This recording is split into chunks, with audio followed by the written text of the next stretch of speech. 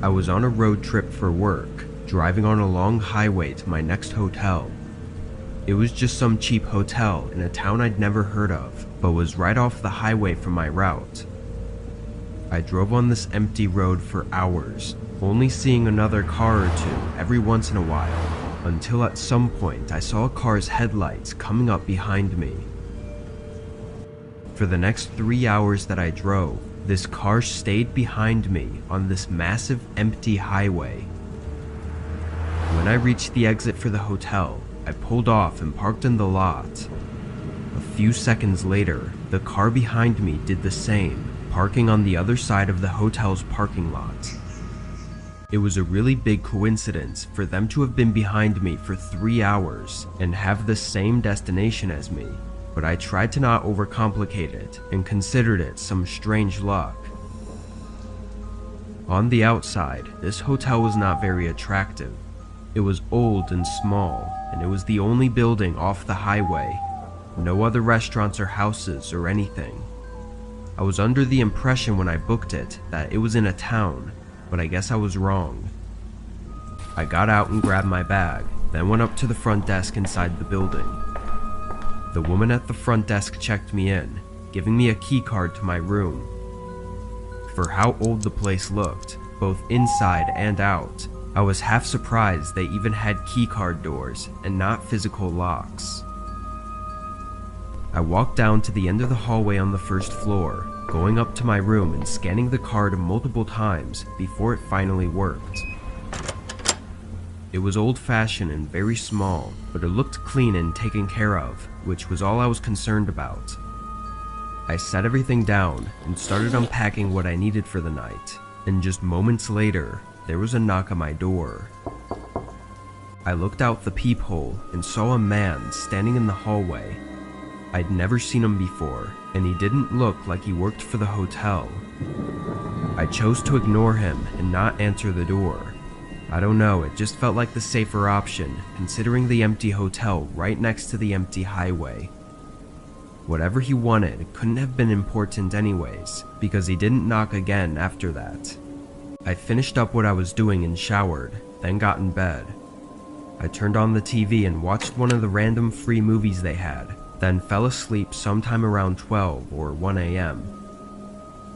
When I woke up, the room was completely dark and I was extremely tired. In the back of my head, I was hearing this beeping sound, ringing over and over as I was in between being awake and asleep. All of a sudden, my eyes widened and I snapped fully awake just as I understood what the sound was. I jumped out of bed and flicked on the lamp. The beeping stopped and was followed by footsteps sprinting down the hallway. I ran over to the door and swung it open, looking down the hall, but I must have barely missed him. A few seconds later, the woman from the front desk showed up at the end of the hallway, looking nervously down at me. I asked her if she saw anyone running, and she nodded, saying a man just ran out into the parking lot. I looked out and saw a man getting into a car, the same one that was behind me on the highway. He backed out and drove away, squeaking his tires from leaving so fast and dangerously entering back onto the highway. I asked the woman for more details, and she said he had just walked in a few minutes ago and went right down the hall, so she assumed he had a room already. Then a minute later, she saw him sprinting out. I told her that I woke up to the sound of a keycard trying to unlock my door. Knowing my keycard took a few tries to work, it made me terrified to think that he may have somehow had the right one and could have been a couple more attempts from entering. The fact that he even had a keycard was terrifying. To keep things short, police weren't too helpful and the man was never found.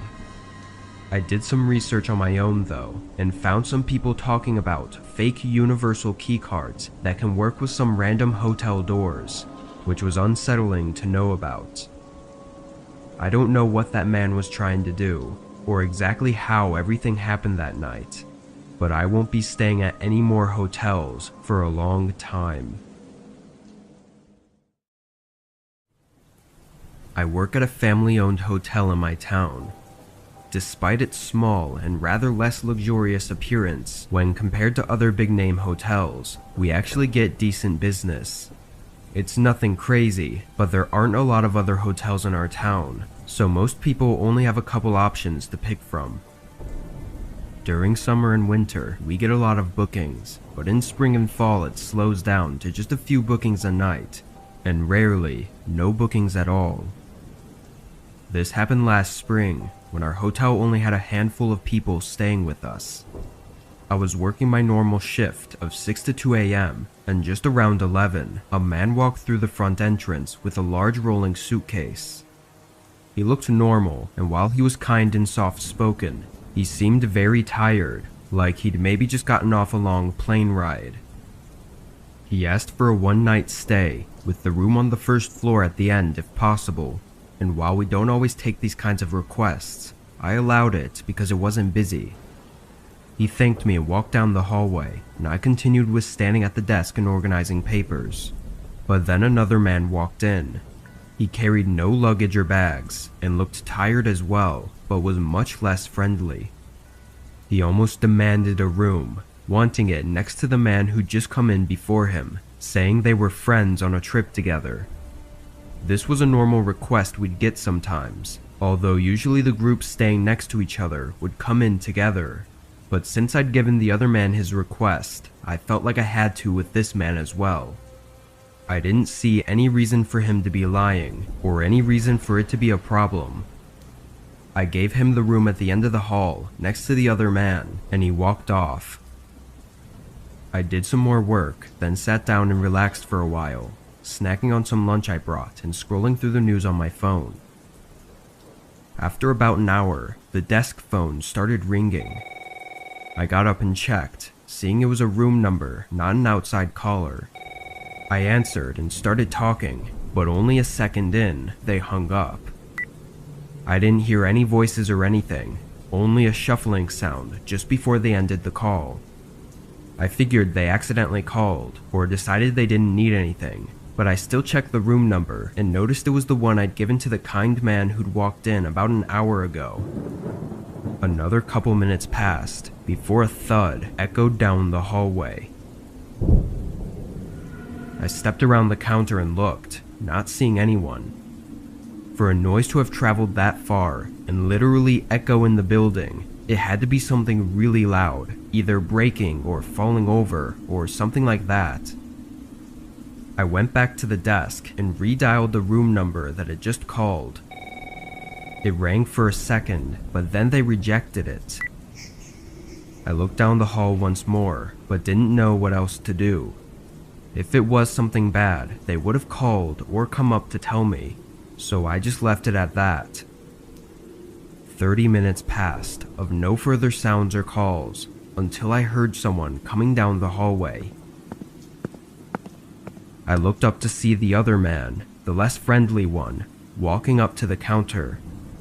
He said he needed to leave early, so I confirmed his checkout and he left. I went home that night with a strange feeling in my gut, but I wasn't so sure why. It wasn't until days had passed that I understood. The other man staying there never checked out, and when the room was searched, they found his suitcase and belongings, but he wasn't there. No trace of him at all. We tried to track down the other man who claimed to be with him, but he was also untraceable, having no matches to the name, address, and number he'd provided. It's unclear if he was involved, but obviously I think he was. However, I don't know how he could have gotten rid of the other man if he had done something. I still work at the hotel, but no more evidence has surfaced, and both men are still missing to this day.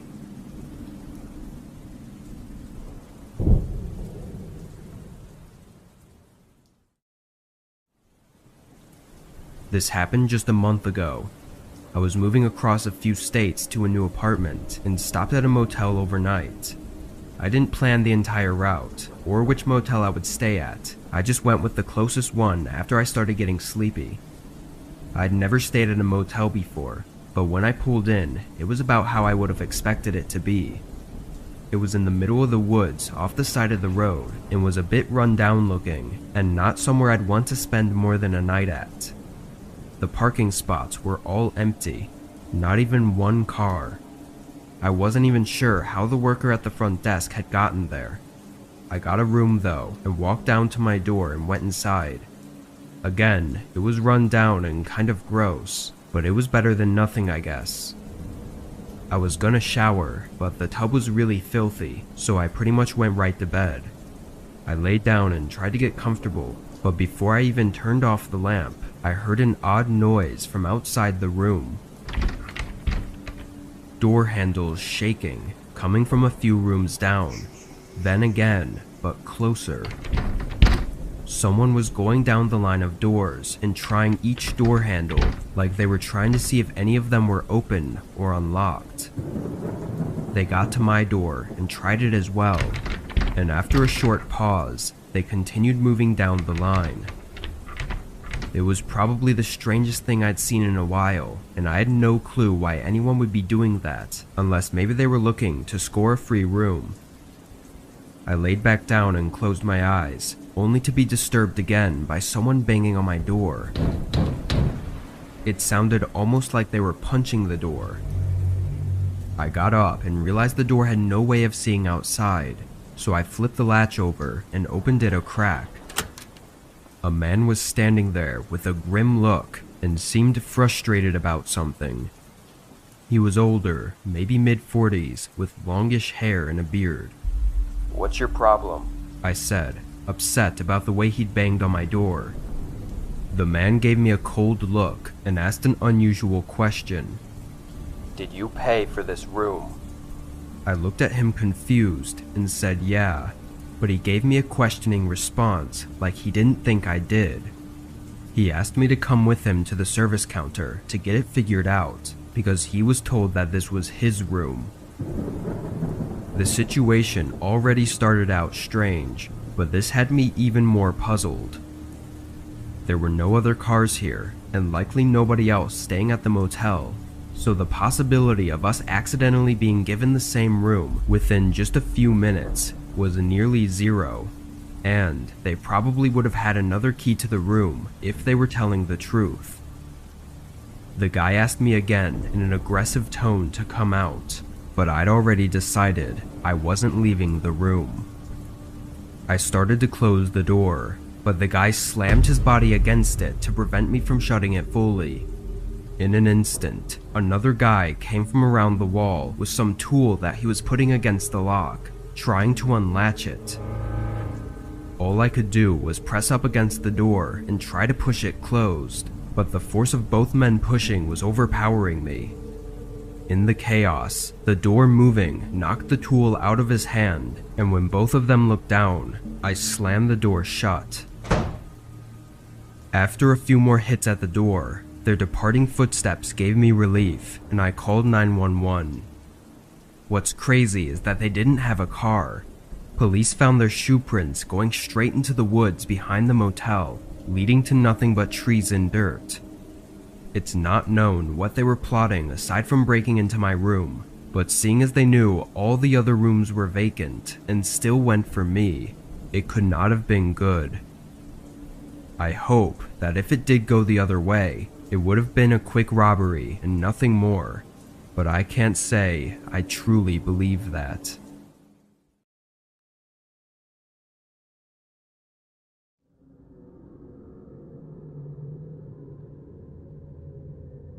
For the past few years, I've been working 2 jobs and typically leave my house around 6 in the morning and don't get home until 10 at night.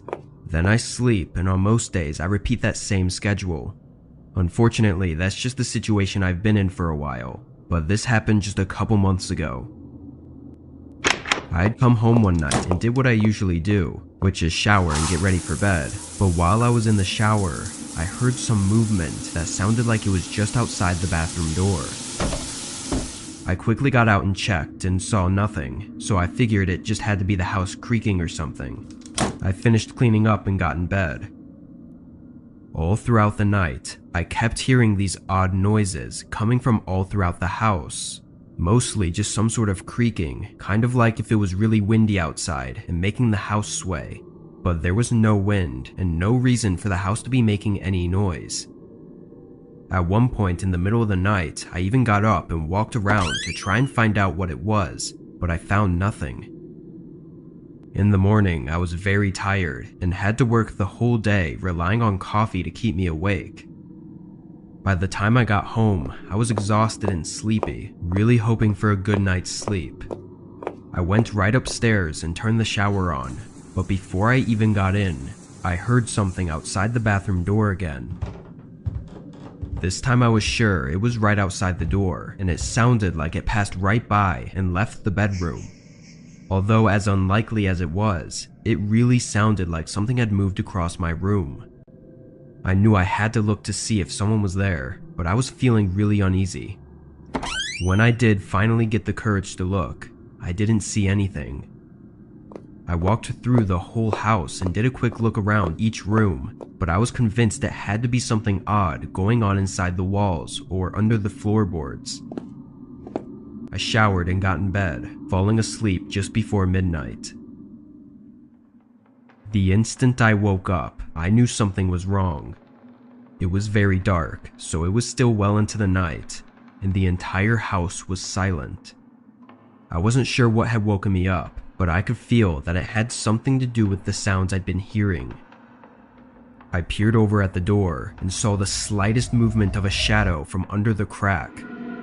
I jolted up and stared across the room. My heart immediately started racing as I saw the shadow move away from the door and heard them begin walking down the upstairs hallway. I was horrified and frozen in fear, but it must have been the surge of adrenaline that got me out of my bed and made me swing open the door. I looked out, and standing at the end of the hallway was the dark outline of a man. His eyes were the only thing that really stood out to me. They pierced through me with a sense of anger and restlessness. I slammed my bedroom door shut and locked it. The man's footsteps immediately went down the stairs, but it took another 30 seconds before I heard him leave the house. I got the police to come as soon as possible, but they didn't have much luck. They found a few signs of the man being in my house for at least a few days, but that was about it. I don't know where he was hiding, but I always think back to when I'd hear him walk past the bathroom door. Maybe he was sleeping in my bed, then quickly would hide in the closet until I got in the shower, where he would take the opportunity to leave the room. I also wonder why he spent that extra time downstairs before leaving the house when he knew I'd seen him and had likely called the police. Everything is just speculation at this point, but knowing that some random man was hiding in my house while I was sleeping is a horrifying thing to think about. As far as I know, the man hasn't come back, and there have been no updates on his identity.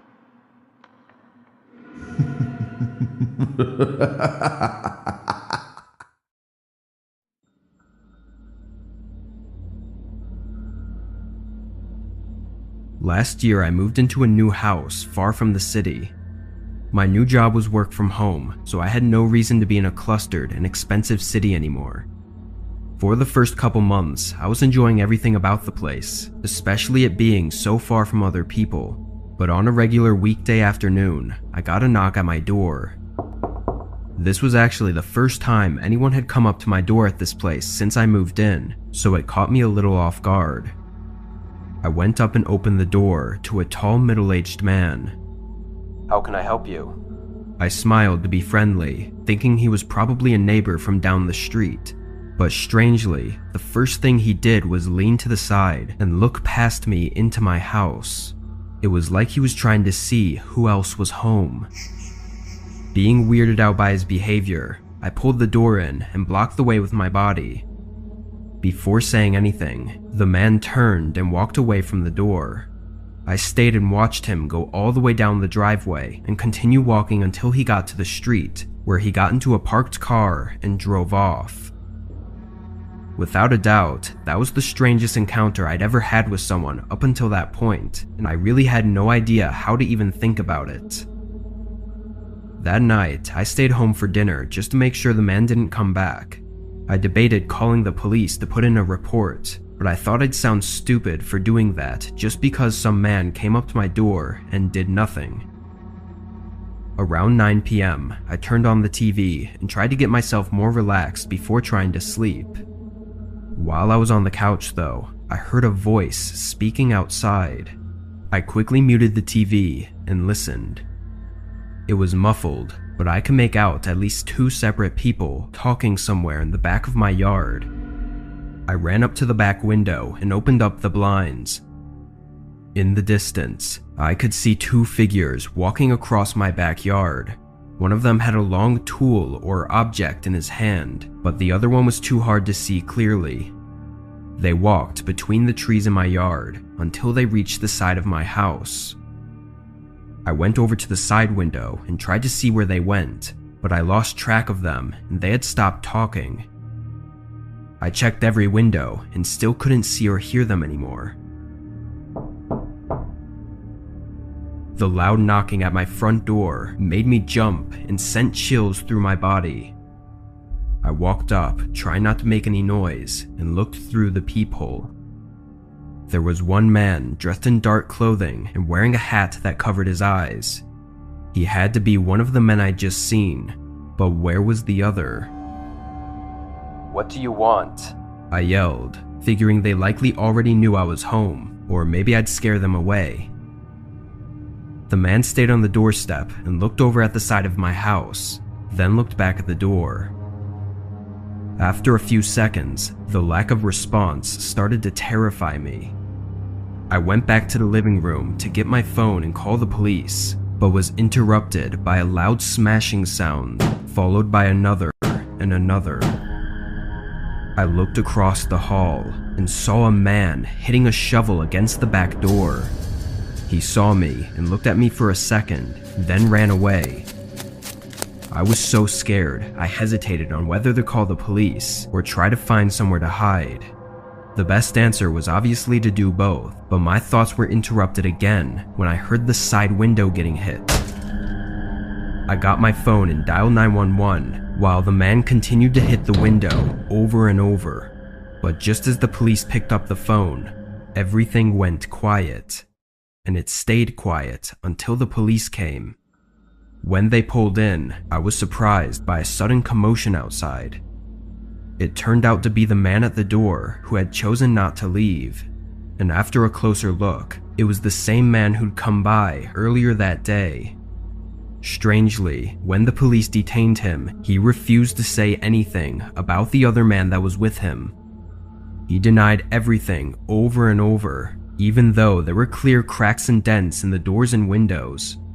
It was frustrating to listen to, and even weeks later, the man still refused to detail why he had come by my house twice that day, or who the other man was.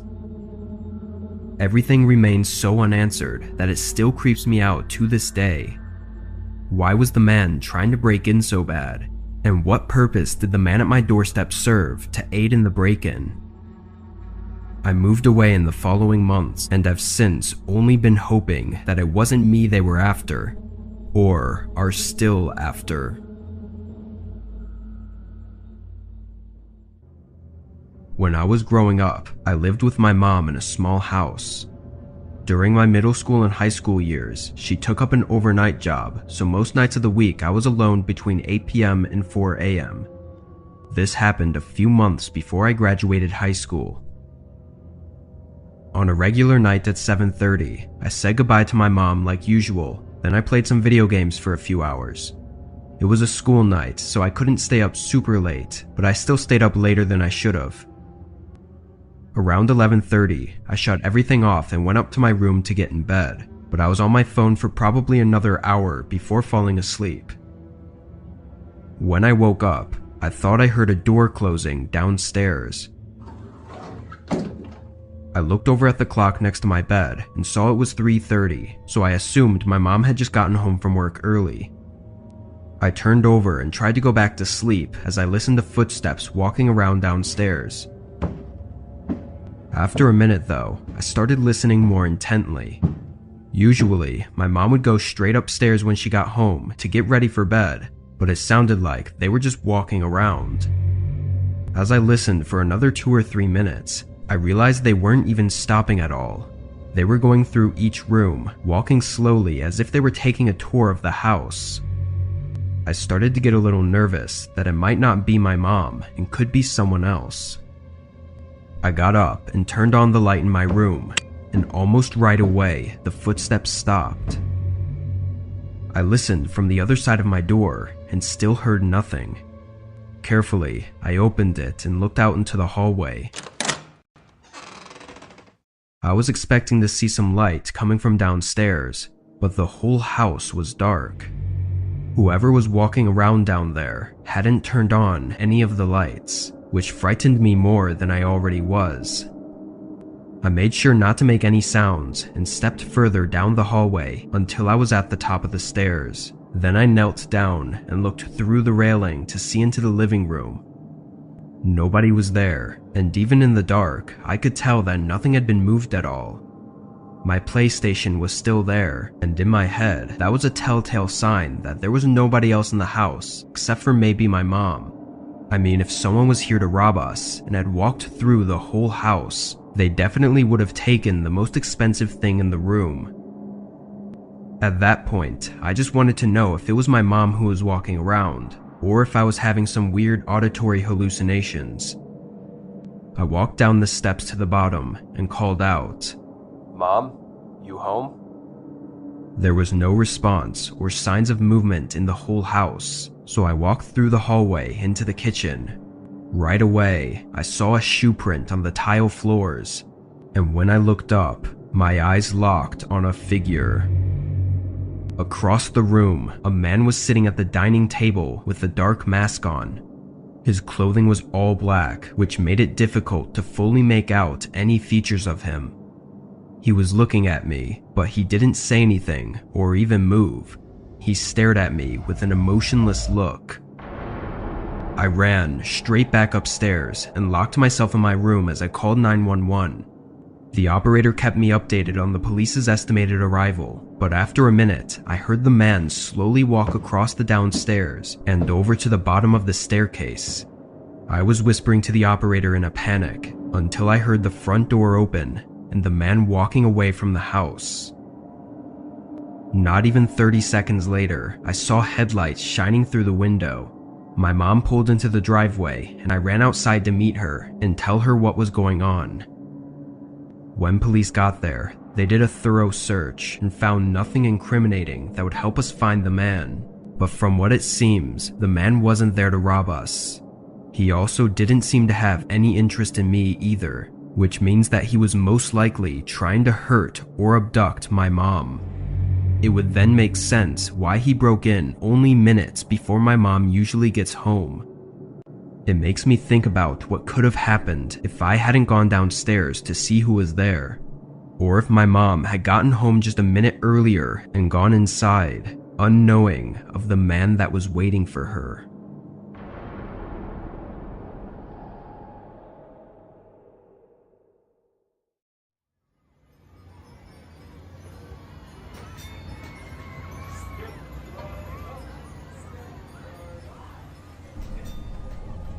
Last year, I went to my state fair with a friend of mine named Natalie. We both lived sort of close to the fairgrounds, but on opposite sides.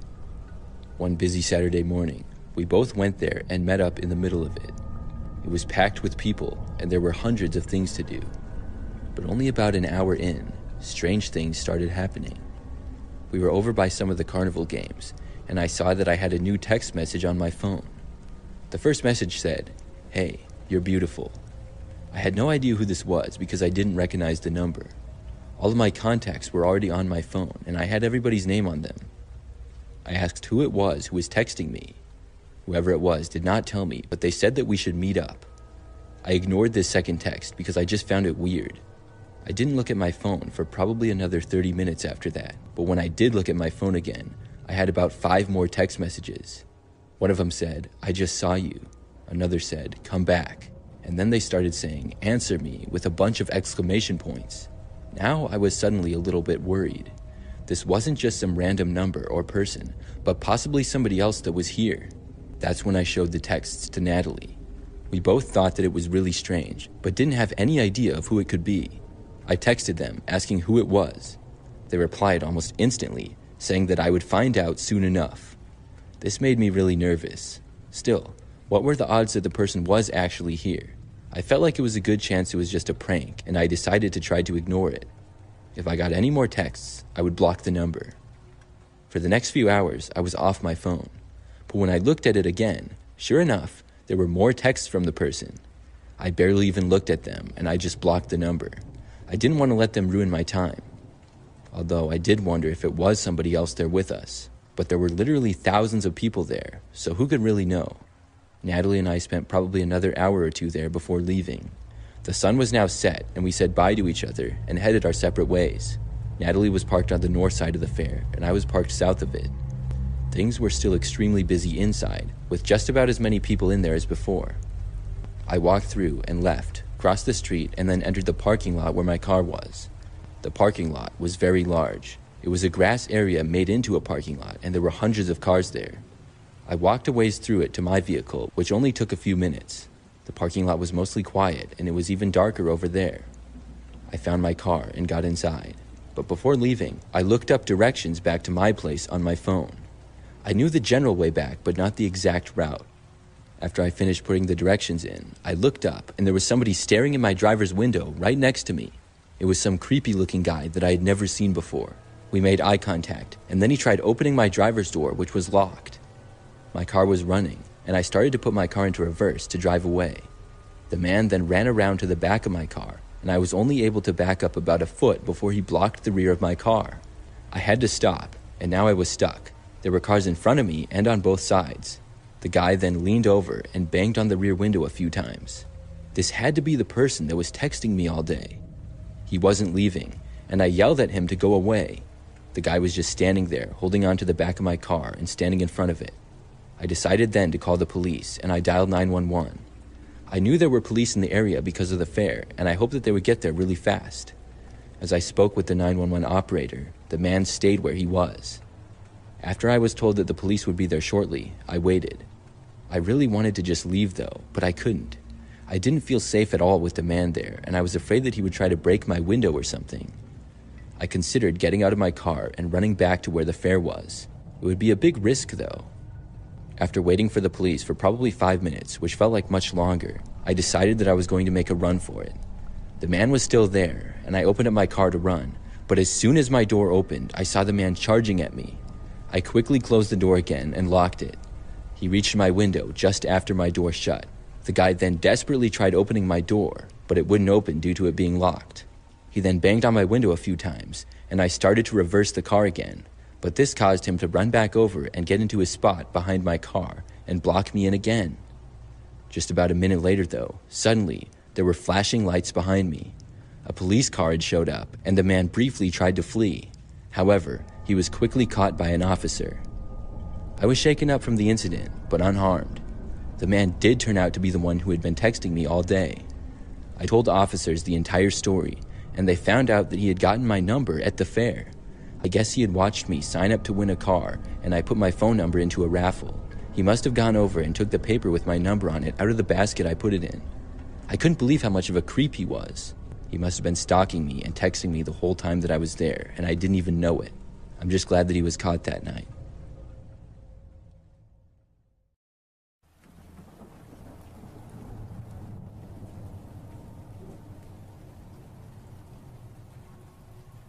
This is something that happened when I was a kid, and one of the scariest experiences of my entire life.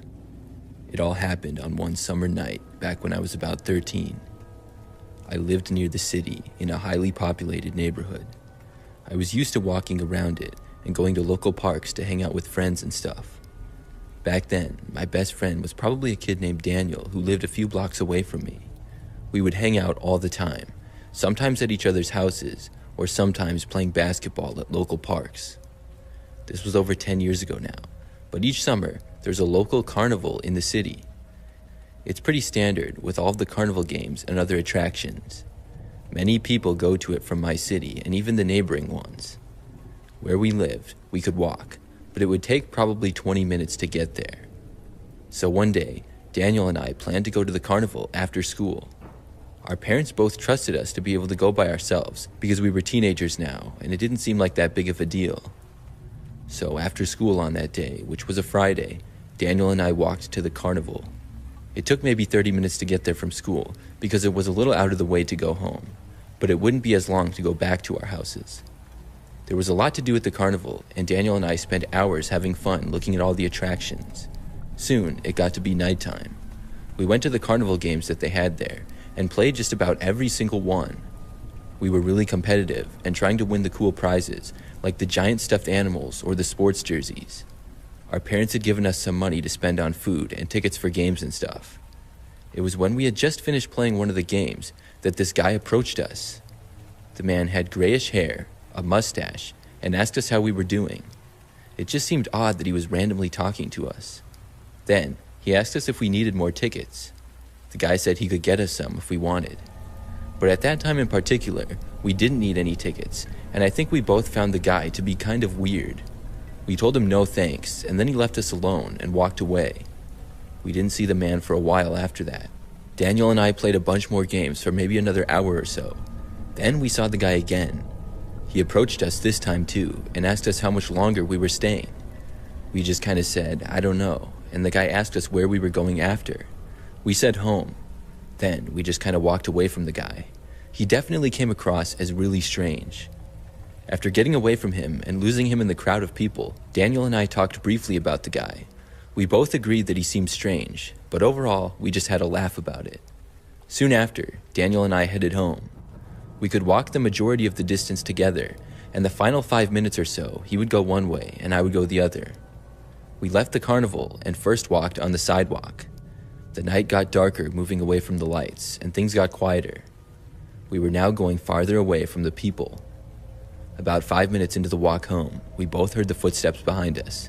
Instinctively, I looked back, and the same guy was walking a ways down the sidewalk. I couldn't tell if he was following us or not, but it was suspicious.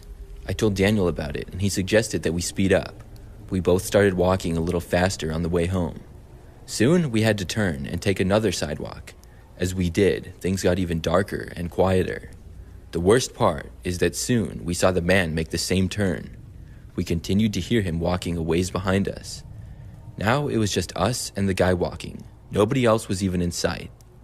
We kept going down the road on the way back to our houses. After several more minutes went by, we decided to check behind us again. The man was even closer than before.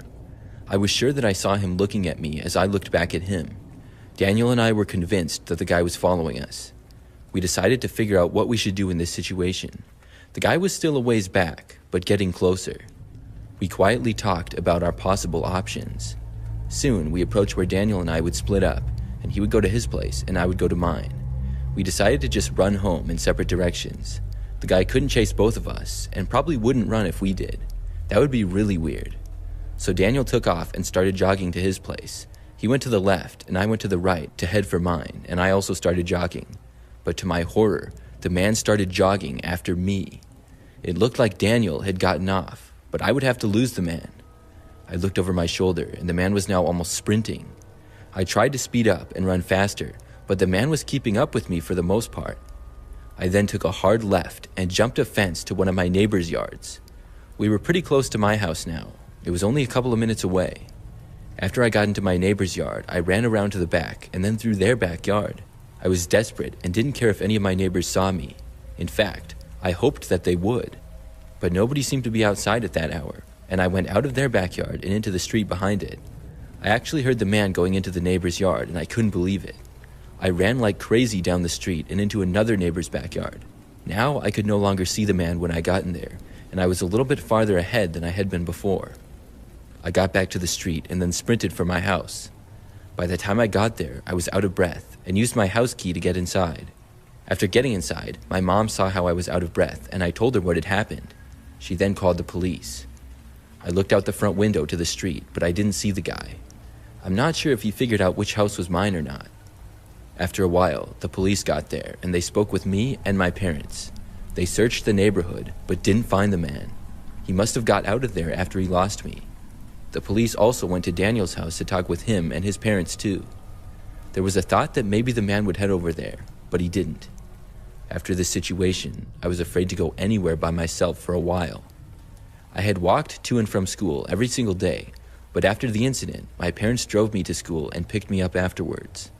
Luckily though, nothing like this happened again, and I haven't seen the man since. I went to a carnival with my friend a couple of years ago. I think it was about 5 years ago, and it was a local carnival that I went to every year. It would be towards the end of the summer each season, and a bunch of people from the area would go. So this year when I went, it was later in the day, but not nighttime yet. We had been there for a while, and it was really busy. There were a bunch of carnival games, and my friend and I started playing some of them. There was this one game in particular where you have to get fake rubber frogs into lily pads that float around on a pool. By the way you get them in is hitting a hammer on a slanted board which flings it towards the water. I had never seen a game like this before or played it. I hope I explained it well enough, but with it being my first time playing the game, I was excited to try. My first attempt, though, did not go according to plan at all. The way the game was set up is that people could stand on all 4 angles of the pool that was in the middle. There was a counter all around where you could launch the frogs from. I struck my board with my hammer, which sent my frog flying, but it went way farther than I thought it would. It also didn't go in the right direction. The frog flew over the pool entirely and towards the people who were playing the game on the other side. A woman had a drink, which looked like a beer, sitting on top of the counter. The frog that I launched hit her beer directly, which knocked it over and spilled everything. Some of it spilled onto the woman herself. Instantly, I felt terrible, and I hadn't meant for the frog to go that far. I left my place and made my way through the crowd to go apologize and offer to buy her a new drink. My friend thought it was really funny and was laughing. Luckily for me, the place was so crowded and so many people were playing the game at once that not many other people seemed to notice at all. That would have been really embarrassing if everybody had seen it. But as I was getting closer to where the woman was, a man stopped me, who I guess was the woman's boyfriend or husband. He was a big guy, had a handlebar mustache and ponytail, and he got right up in my face. The guy started cursing at me, asking what I was trying to do. I understood him being angry, and I apologized and told him I didn't mean to do it. The guy cut me off as I was speaking and cursed at me some more. I saw the woman standing behind him, and she tapped him on the arm and told him that it would be okay. I offered to buy them another beer, and the guy said that I owed them a lot more than a beer, and said that it spilled all over the woman. He seemed to be a little bit too angry for this situation, and he also seemed to possibly be drunk. His words were slurred as he yelled profanities at me. I really just wanted to talk to the woman directly, and she seemed not nearly as mad as the guy was. I really didn't want to deal with him anymore, so I took out my wallet, got a $20 bill, and tried to hand it to the woman, but the man grabbed it and then called me a few more names. I just turned and walked away. It was an honest accident. It's not like I purposely tried hitting the frog as far as it could go. I just wanted to get away from the guy, and I felt like I did all that I could to resolve the situation. As I walked away, I heard the guy say to me, "Where do you think you're going?" But at that point, I ignored him, and I blended in with the crowd to get back to my friend. When I reached my friend, he was laughing and thought it was really funny that I got chewed out by the guy. And now that it was over and I didn't feel guilty about it anymore, I laughed a little too. It actually was pretty funny looking back on it in the moment. Unfortunately, it didn't end there. Just about 5 minutes later, my friend and I were still walking away, trying to get as far out of that area as we could. I heard somebody yelling behind me. It was the man, and he was back. He was walking quickly in my direction and telling me to get back over and apologize. Clearly, the guy had either really lost his temper or was drunk out of his mind, because I already had apologized. I tried to ignore him, but he soon reached me and grabbed my shoulder. This made me angry, and I told the guy not to touch me. I also told him I already did apologize. A police officer happened to be walking by luckily and heard the yelling. He then got between us and asked what the problem was. Obviously, the drunk guy gave him his version of the event. We both explained our sides, and the woman who had now caught up to the guy told him to calm down again. After the police officer talked to all of us, he said that everybody should calm down and we should all just leave each other alone. We left and walked in the opposite direction, as the officer made sure that the man didn't follow us. The guy seemed to be a little bit more calm now, and I guess he was going to go in a different direction. My friend and I weren't planning on staying there much longer anyways. We walked around on the opposite side for a little while, There were so many people there that I was sure we would never see the guy again. About an hour later, we hadn't seen him at all, and we were leaving to go home. As we approached the exit gates, I spotted the man. He was walking about 100 feet away or so. It was pretty far.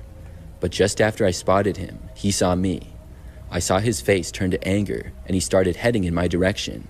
My friend saw him too, and we both just started sprinting as fast as we could towards the exit. There was no way this man was going to be able to catch us. We did kind of have to run past him a little bit though to get to the exit. He got within maybe 50 feet of us, but we were able to leave, and we ran all the way to my car. After getting out of there, we never saw the man again. I still can't believe just how angry he got from that little incident. I think it was a mix of him being drunk and also probably having anger problems. Since then, I haven't played that frog game.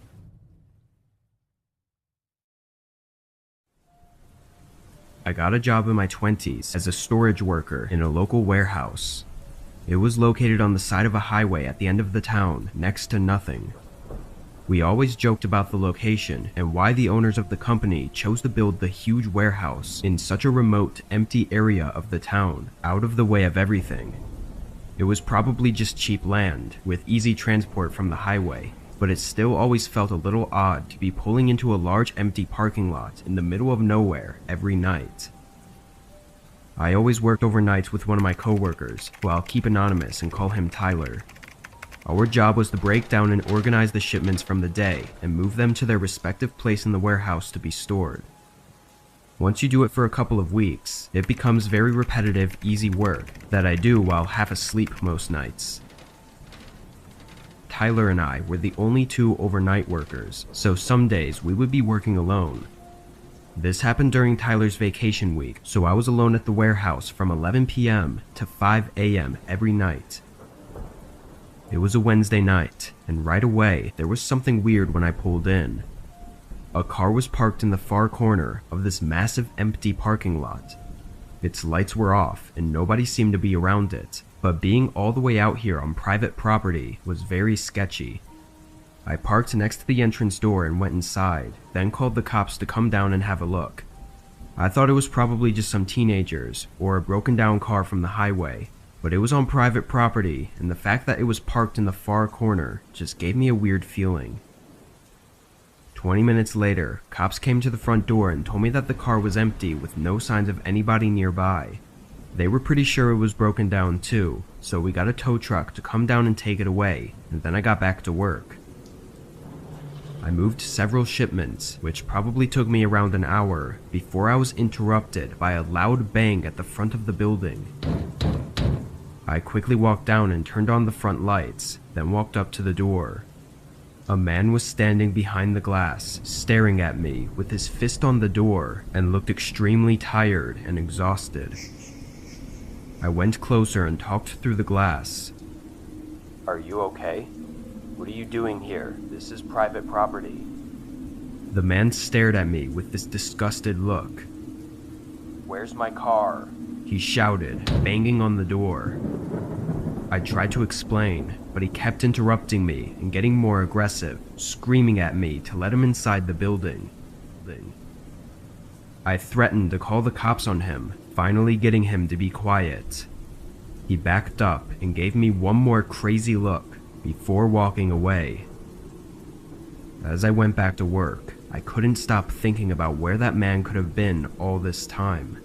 I thought maybe he went to a gas station to get a canister for his car, but there's no way he could have walked all the way there and back.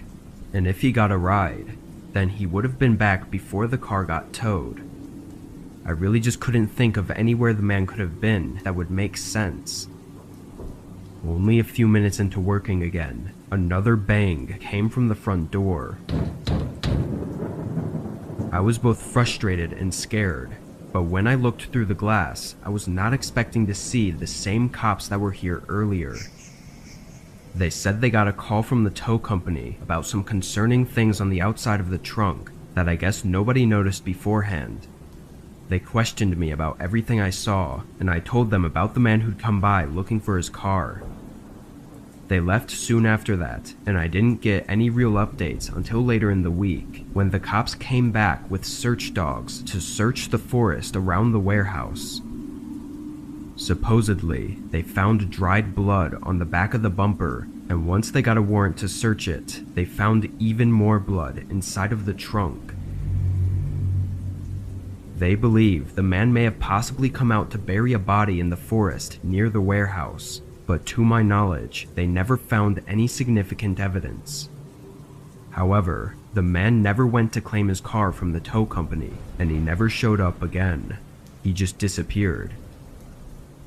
It's really unnerving to know how close I was to a possible murderer, and for the last couple years working at the warehouse, I'd get really creeped out when working nights alone. I know it wasn't likely, but it would always be in the back of my mind that the man might come back and try to make me pay for what I did.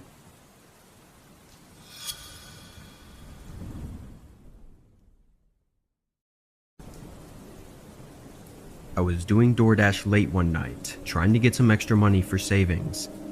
It wasn't too busy, but I was getting a few orders here and there to make it worth my while. A little after 1 a.m., an order came in for a customer 30 minutes away. It was a long drive, but the payout was good enough for me to accept it. I drove to the restaurant, some local Korean place that looked expensive, then started heading to the house. By the end of the route, it started taking me into a pretty bad part of town. I'd been here before with no problems, but as I drove through and looked at all the rundown houses, I started getting uncomfortable. When I got to the address, I parked on the side of the road. It was a very small, old house with a cracked and destroyed driveway. I got out of my car and started walking up to the porch with the bag. Right as I was going to set the bag down, my phone rang. Hello? After getting no response, I hung up and quickly finished the delivery and hurried back to my car. As I turned my car on and buckled up, I heard the front door to the house swing open. I looked over and saw a woman waving her arms in the air and running toward my car, screaming at me to wait. It was so bizarre, I was too frozen to react. She ran up to my window and started banging, asking me to help her. I still had no idea what was going on, but I opened the window a crack and asked what she needed. She said her 3-year-old daughter was inside struggling to breathe and that I needed to help her. The woman started going back up the driveway and begged me to come help. Still in a confused state of shock, I got out of my car and started to follow her. But as I did, I noticed her get quiet and less panicky. I started thinking more now that the situation was less chaotic and sudden, and realized how strange this was. "Have you called 911 yet?" I asked, stopping on the driveway. She turned around, and it was like her tears and panic were gone. She said there was no time, and started to very obviously pretend to panic again. It looked more like a crackhead having a mental breakdown, not a worried mother. I immediately ran back to my car as she continued screaming and even ran back down the driveway to the passenger door and started trying to open it. I turned the car back on and reversed as she tried to run in front of my car to come to my side. Once I was clear, I put it in drive and went around her, and in that second that I passed the house again, I saw a large figure standing in the upstairs window, watching the whole thing.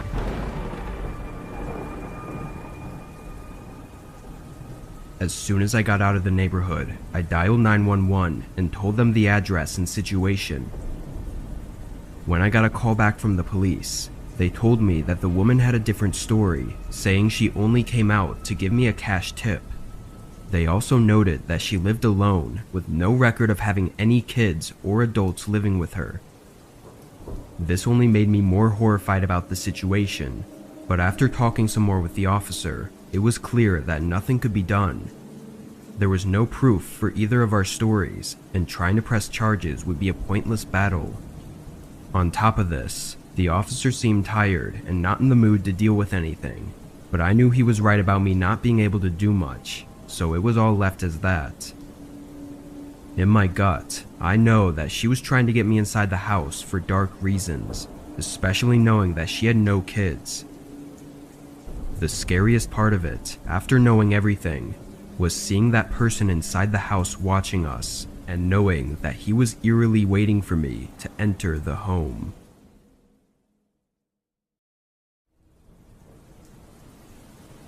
I worked at a 24/7 fast food restaurant a few years back when I was in college. The job wasn't fun or enjoyable in any way, and most of my coworkers were middle-aged people with no personalities. I was doing school online though, which meant I had more time to work, so I was cranking out 40 hours a week at least, and even got a promotion to shift lead after a few months. What I didn't realize when I took the promotion was that I was signing to officially be a full-time employee, which meant that they could make me work any shift. Not even a week into it, they put me as overnight, and I couldn't even argue it.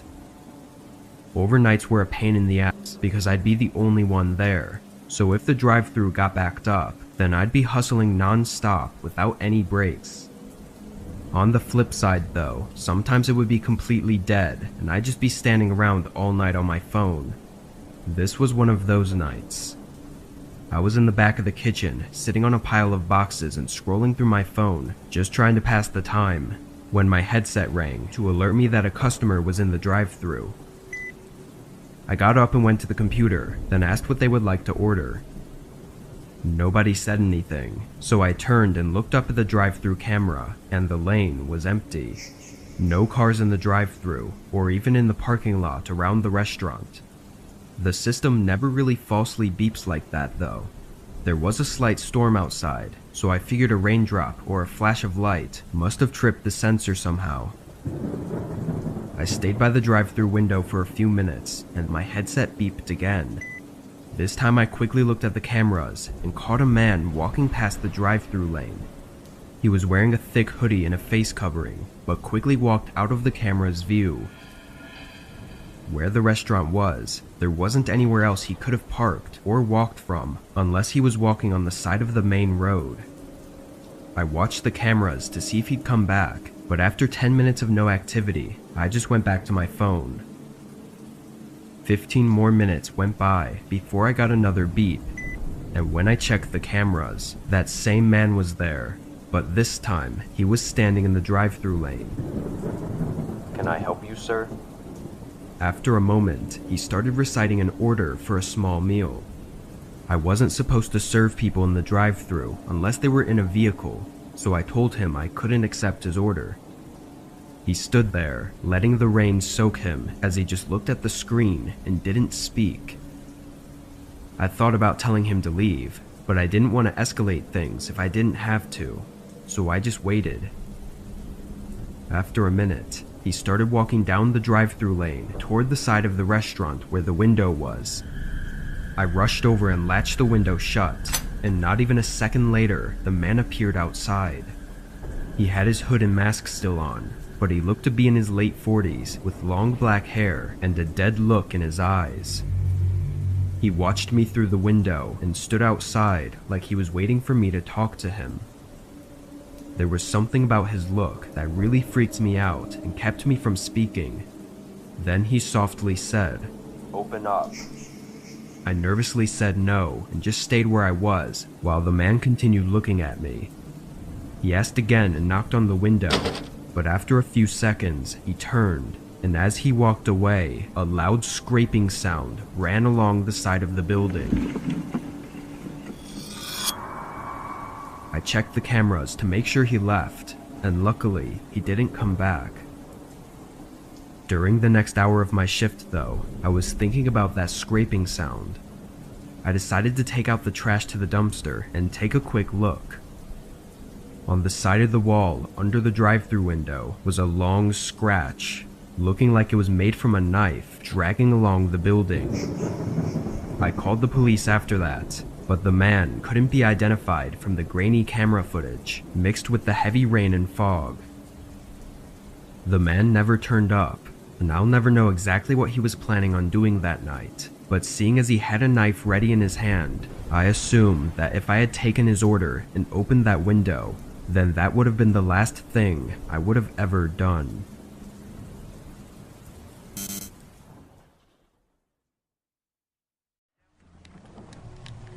A couple of years ago, when I was in college, something scary happened to me as I was playing video games.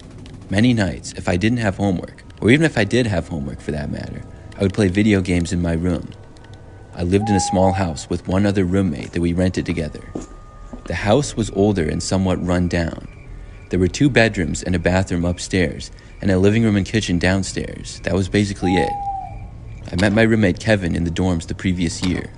We lived across the hall from each other and also had a couple of classes together. We became pretty good friends, and it worked out well for us to rent the house together. I remember that semester we also had a class together as well. But other than that, our schedules were a little bit different. We would be gone at different times of the day sometimes, and with school, it could get pretty busy. One night, after a long day of classes and homework, I decided to unwind and play some Call of Duty. The time was probably about 9 p.m. or so, and it was dark outside. I had been locked away in my room for at least the past 3 hours, trying to get an assignment done, and thankfully I had been able to finish it. I put on my headset and started gaming. I played a few rounds, and I remember that between a round, I thought I heard a banging on my door. My headset didn't allow me to hear very well because it covered my ears entirely, and when I was playing, there was no chance I was hearing anything. So now, after hearing someone banging on my bedroom door, I assumed it was Kevin. I took off my headset to hear the tail end of it before it stopped. I told Kevin to come in, but he didn't. He didn't even answer me.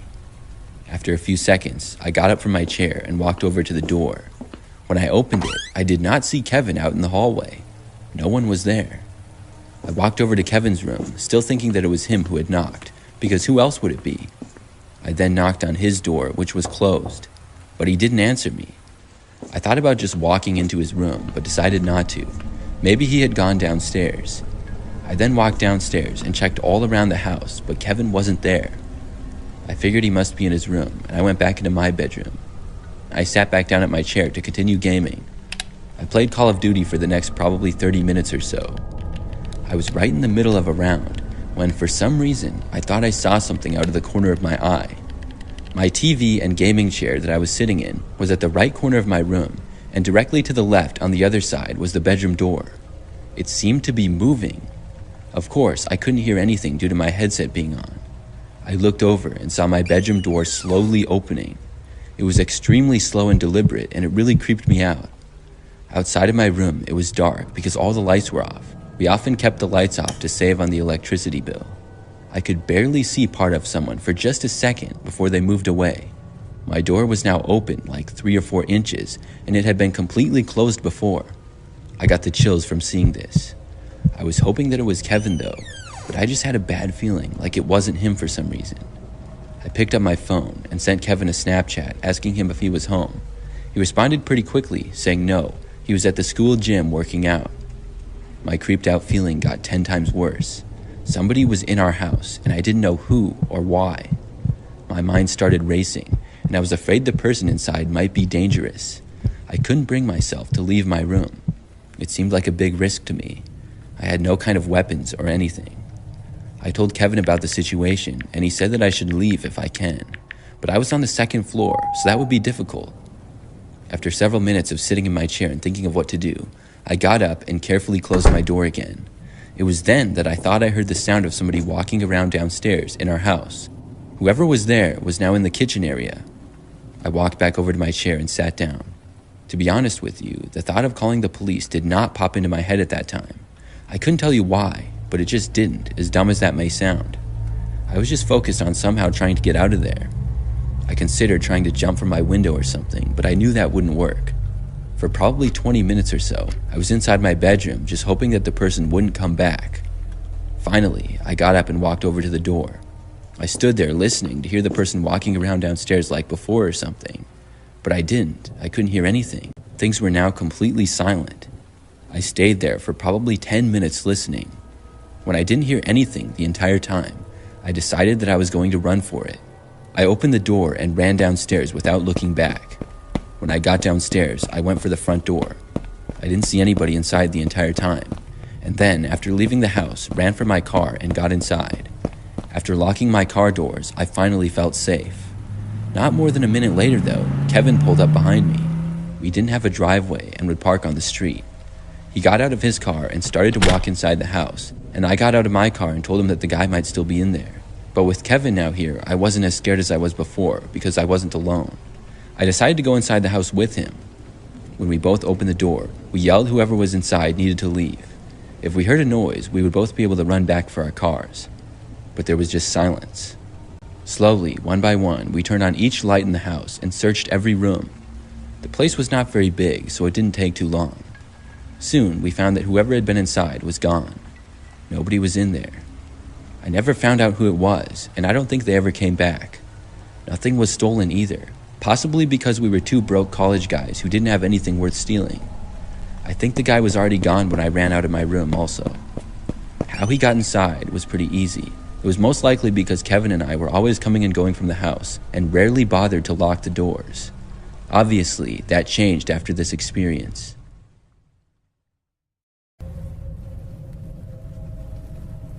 When I was a kid, my best friend's name was Kenneth, but everyone called him Kenny. We're still friends to this day. Not as close as before, but we still hang out occasionally.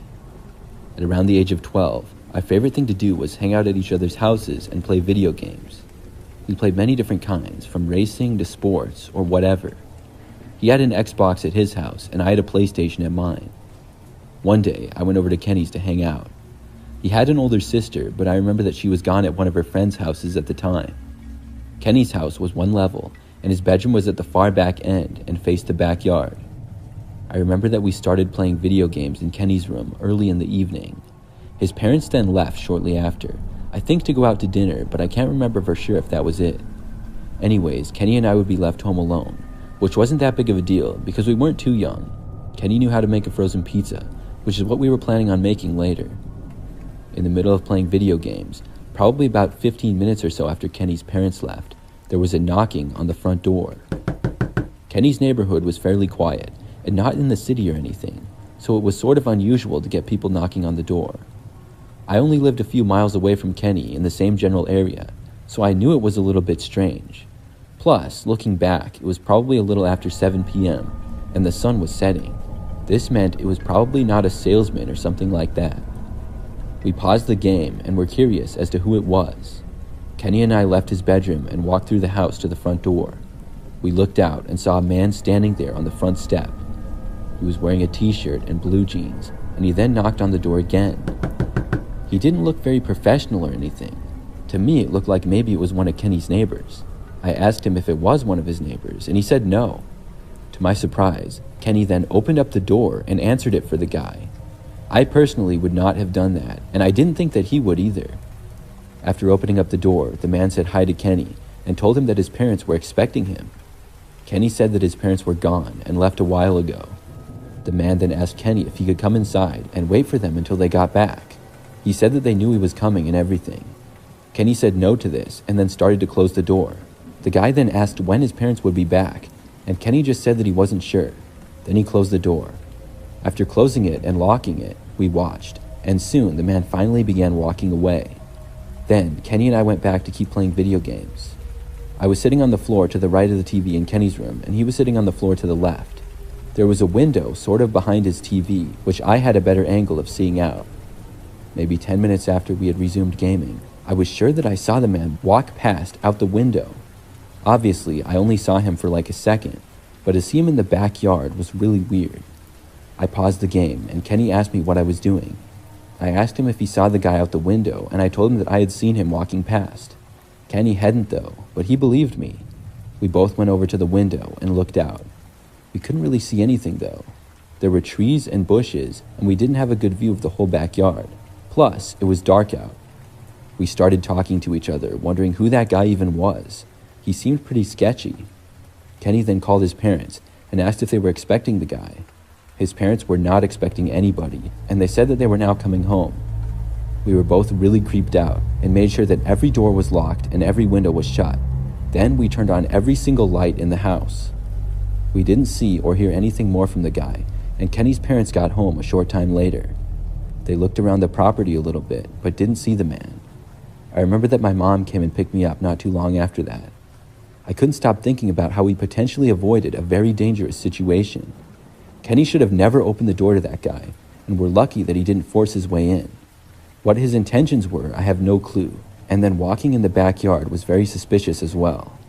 Most likely, he was looking for a way to break in, and luckily, he didn't.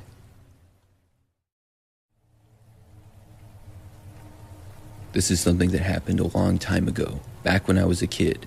I think I was probably like 7 or 8, and it was sometime in the early 2000s. Back then, we would sometimes have family gatherings at one of my aunt's house. I had several aunts and uncles who lived in the area, and I had a few cousins as well. This aunt in particular probably had the biggest house that was also in a good location, and there was a decent amount of land on her property too. Still, we wouldn't go to her place for all get-togethers, just some of them. I don't even know the occasions of them because I don't remember ever being there for a holiday. I really liked to go to her house though, because there were all kinds of fun things to do. She had a really big yard and a couple of four-wheelers. There was also a volleyball court on her property, and inside of the house, she had big TVs upstairs and in the basement, and had a GameCube. I would play the GameCube with my cousins a lot, and sometimes we would watch movies as well. During that time as a kid, obviously I loved video games, but we didn't actually have any yet at my house. So one time, my parents, brother, and I went to my aunt's house. Several other family members were there also. A couple of my cousins, aunts, and uncles. I don't remember a whole lot of what we did earlier in the day. I do remember, though, that we had food upstairs, and afterwards we were going to watch a movie on the large TV upstairs. Unfortunately for me, it was a movie that I had recently seen at a friend's house. I'm pretty sure it was The Scorpion King, and it had recently come out on DVD. I liked the movie, but I was more in the mood to play video games. We were all sitting on the couches and chairs that were upstairs in the living room.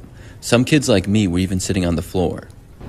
Shortly after the movie started, I kind of had to use the bathroom, and I decided to go downstairs and use the one in the basement because it was more private. As I was downstairs, I couldn't help myself, and I walked over to the basement living room where the GameCube was.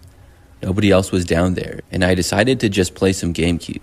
I was sure that nobody would mind. I sat down on this weird gaming chair that they had, pretty close to the TV. Then I turned on the GameCube and TV and put in a Mario game. The basement living room was at the bottom of the stairs and to the left. Inside, there were 2 large couches and a couple of other chairs facing the TV. To the left of the TV, there was a sliding glass door that opened up to the backyard. All of the lights downstairs were also off. Things were only lit up a little bit by the TV screen. I could hear the sound coming from the TV upstairs from them watching the movie, and I kept the volume low on the TV that I was using. Soon, I was playing on the GameCube and having the time of my life. This only lasted for probably about 15 minutes though. I remember thinking that I heard a noise coming from outside. I looked over but saw nothing, and assumed it was my aunt or another family member outside for some reason. After that, I kept playing on the GameCube. But only about a minute later, I heard more noise, and then heard the sliding glass door opening. I looked over, expecting to see a family member, but instead, I saw some random guy entering the house. The sliding door hadn't even been locked. I don't remember much about how the man looked or what he was wearing, just that he had kind of long hair. He was still kind of far away from me, and after seeing the guy, I instantly got up and ran for the stairs. I went all the way up, and everybody saw me come running into the living room. Someone jokingly asked me what I was in a hurry for. I said to everyone how a man had just entered the basement from the sliding door. At first, it wasn't taken very serious. People thought that I must have seen a family member that I didn't recognize, or possibly a neighbor who would come over a lot. But after some talking, I remember that the movie was paused and a couple of people ended up going downstairs to check it out. The rest of the night is kind of blurry to me in my memory. I just know that after coming back upstairs, most of us had to go into the 2 bedrooms that were upstairs, and the police were called. We had to wait for them in the bedrooms, and I know that the man was gone when the police got there, but I'm not sure if he had left before the basement was investigated or after. I'm also not sure if he stole or damaged anything. I didn't go back down in the basement that night at all, but eventually the police left and we were able to finish the movie. This remains probably the creepiest thing that's ever happened to me. A few years ago, I played a lot of video games. I've always kind of been on and off with gaming. I'll play quite a bit for like a month or 2 and then go a long time barely playing at all. Overall, I'm just not very consistent, and it just depends on how busy I am and stuff. This was probably back in like 2018 or 19, and I was playing Fortnite a lot as well as some other games. I played on a PlayStation 4 and sometimes would play with friends online. However, most of my PlayStation friends were random people who I had played with in the past, and they sent me a friend request or something. I didn't actually know them in real life. One time, when I logged onto my PlayStation, I had another friend request. I had no idea who it actually was, and I don't even remember the username at all. But I did what I always did, and I accepted it. Then I started playing. Maybe like 30 minutes later, I got a request to join a game on Fortnite. It was from the person who I had just accepted the friend request from earlier. I accepted the request to join them in the game because I figured, why not? When we started playing, I saw that the other person had a microphone, but they weren't saying anything. I had one as well, and I asked some general questions about the game because we were playing duos. If you don't know, that means we were on the same team. My questions went unanswered though. I figured that either their headset was not on their head, or maybe it was broken. That was not all that uncommon. I stopped talking to them after it was apparent that they weren't going to talk to me. I still didn't know who it was though, and I assumed that it was just a random person that I must have played with sometime before. We played a round and lost fairly quickly. Then we decided to play another. This time, maybe 5 minutes into the new round, the person finally spoke. It was a man's voice, which was extremely deep. I think they might have even been using some kind of voice changer. The voice sounded very creepy. The guy said my real name immediately, which got my attention. It was followed by a crazy-sounding rant that started out absurd and then got threatening. I don't even remember any of the specific things because it was so crazy. After he paused, he started talking again and said something like, "If you don't think I'm serious, I know much more than just your name." I was already very creeped out. The guy then said the city that I lived in and the state, and this was enough for me. I hit the power button to my PlayStation and it turned off. Then I went so far as to unplug it from the wall. My heart was racing and I was now sweating. I wondered who that person was and what had just happened. Eventually, after about 10 minutes or so, I composed myself. I turned my PlayStation back on and located the person from my friends list. I saw that he had sent me several messages now. I clicked on one and it was more of the same stuff. I didn't want to read any of the rest. I reported and blocked him and then got off of my PlayStation. After this, nothing else happened. No, he didn't show up at my house or call me on the phone or anything. At least not that I'm aware of. But this still creeped me out quite a bit.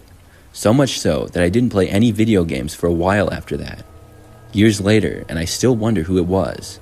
I've played many video games since, and nothing like this has ever happened.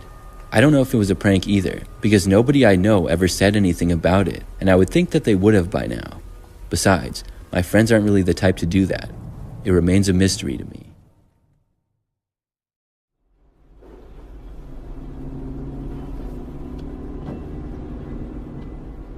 I was on a road trip to meet up with a best friend of mine that I hadn't seen in a couple years. He had just bought a home in Montana, so it was a great excuse to hang out for a while and catch up on life. The drive was 10 hours from where I lived, and due to work schedules, I ended up leaving home at 8 p.m. to drive overnight and arrive sometime around 6 a.m. I was tired from having worked the whole day before leaving, and being alone on the road made it hard to keep my eyes open. I knew it was going to be a struggle, but after a few hours of driving, I was struggling much more than I'd anticipated. By 1 a.m., it was becoming dangerous how sleepy I was getting, so I was going to pull over at the next town and find a parking lot to rest in for a few hours. But as I continued driving, there was nothing but road for miles and miles. I must have fully dozed off, because the next thing I knew, I was halfway in a ditch slamming on my brakes. Thankfully, I had woken up in time to stop from hitting any trees or causing serious damage to my car, but I was way off the side of the road. After taking a moment to collect myself, I got out and assessed the situation. It was very dark outside, with only the headlights from my car providing light, but the situation did not look good. I had veered a few feet off the road into a steep ditch that separated the road from the woods. I stepped onto the road and looked all the way down in both directions, but it was completely dark both ways. No signs of anything nearby. Still trying to keep myself calm, I went back to my car and tried to reverse out of the ditch, but it wouldn't even budge. The angle my car was in, my back tires had no traction at all. I pulled out my phone, and by some miracle, I had 1 bar of service. I called 911, and though the connection was choppy, I got the message across. They said they could have an officer with a winch down to help me in about 2 hours. I waited in my car for a while, looking between the road and the empty woods around me. getting kind of creeped out the more I thought of how remote I was. After 30 minutes, I laid back in my seat and tried to catch some sleep. Unfortunately, the whole situation had me too shaken to fall asleep though. I sat up and looked around again, not seeing any lights on the road, but just before I looked away, I barely made out a shape on the other side of the road. Just 20 or 30 feet from my car, a truck was parked with all of its lights off. I never heard or saw them pull up, but I knew they weren't there before. It was too dark to see any details, but I knew the police would have had their lights on for sure. So why was this truck stopped out here, right by me in the middle of nowhere, with all of its lights off? I stared at it for at least 5 minutes, not seeing any movement or signs of someone being inside it. A chill ran through me, and I decided to call the police for an update on their location. But as I turned and reached back for my phone, a figure was standing at my passenger window. They were peering into my car, looking directly at me. His soulless eyes showed that he had no intent to help me. The shock of it all had me frozen in fear. The man then walked around my car and stared at me again through my window. Seeing him just a foot away from me with only the thin glass between us was the most terrified I'd ever felt. The man tested the door handle a couple times before saying something under his breath and hitting the window in frustration. He turned around and called something out in a different language, like he was telling someone to do something. He then turned back and started looking through the other windows. I was in a complete panic, breathing heavily and preparing for whatever was to happen next. But then I heard and saw the truck speeding away. The man by my car looked over like he was surprised and ran up to the road. After a second, he immediately sprinted past my car and disappeared in the woods. Moments later, I saw flashing red and blue lights coming up in the distance. I told the officer what had happened, but of course the man and whoever was in the truck had gotten away with no evidence left behind, other than the eerie shoe prints leading into the woods. All in all, I made it to my friend's house safely afterwards, but there have not been any updates on the men. I think I had barely gotten away just moments before something terrible.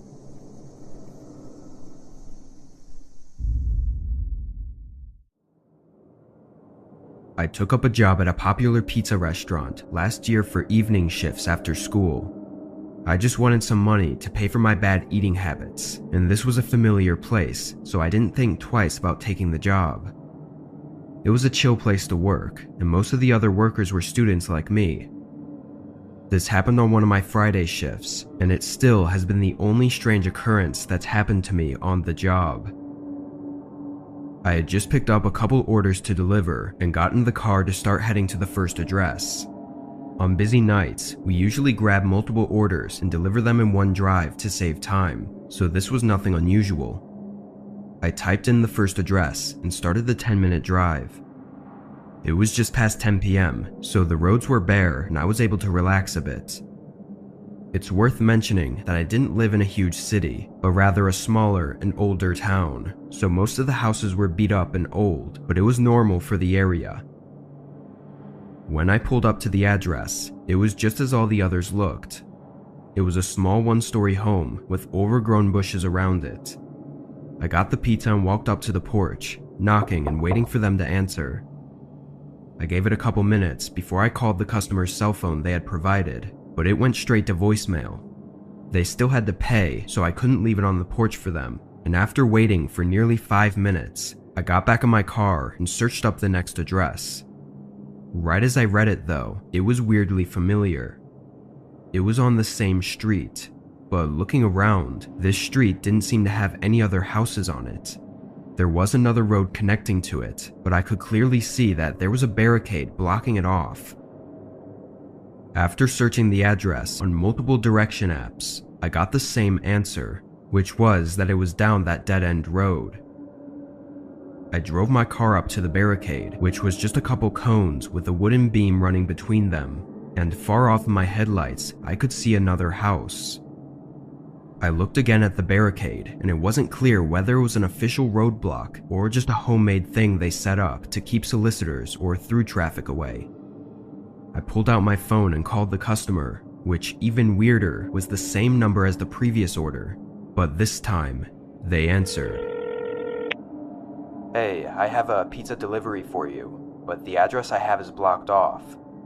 The man responded charismatically, apologizing and telling me to just lift the wooden beam off the cones and drive down the road. He went on about annoying people mistaking his driveway for a public road and apologized once more before hanging up. Reluctantly, I lifted up the wooden beam and laid it flat on the ground, then drove up the gravel driveway. Pulling up, I saw one light was on downstairs, and a figure was in the window looking through the curtains.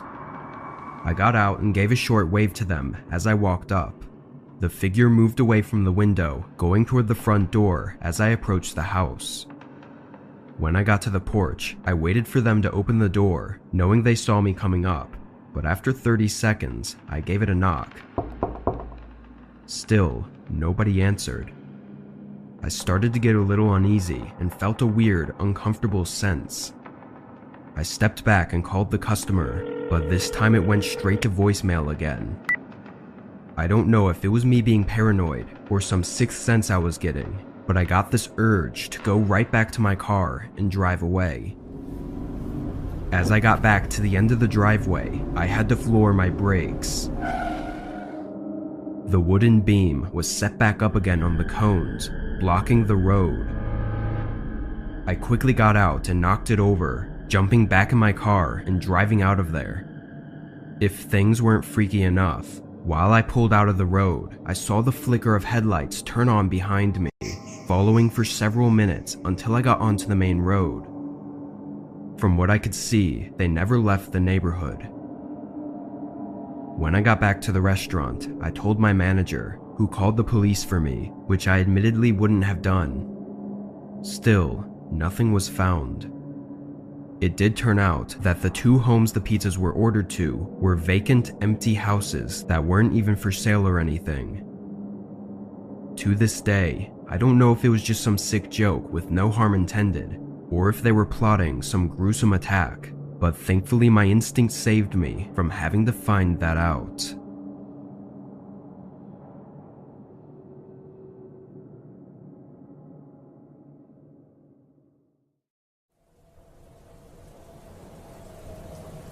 I drive a van for work, delivering products to a few family-owned stores around my city.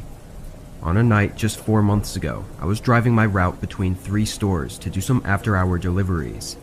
It was about 11 p.m. and I had just finished the last delivery for the night. From there, the warehouse I had to drop the van off was 30 minutes away. I drove for maybe 5 minutes until a car pulled up behind me at an intersection. There were no other cars out, just me and them. When the light turned green, I started driving, and it wasn't until a few more minutes down the road that I realized they were still right behind me. I was in a big, slow van, so most people would just go around me, but they didn't. I wasn't worried or anything, but it was odd. As we continued driving, their headlights steadily got brighter and brighter until they were so close that the light was being blocked by the back of my van. They had to be just a foot or two away from my bumper. The lane next to us was open, so they could easily just go around, but instead, they chose to tailgate me, which then started making me nervous.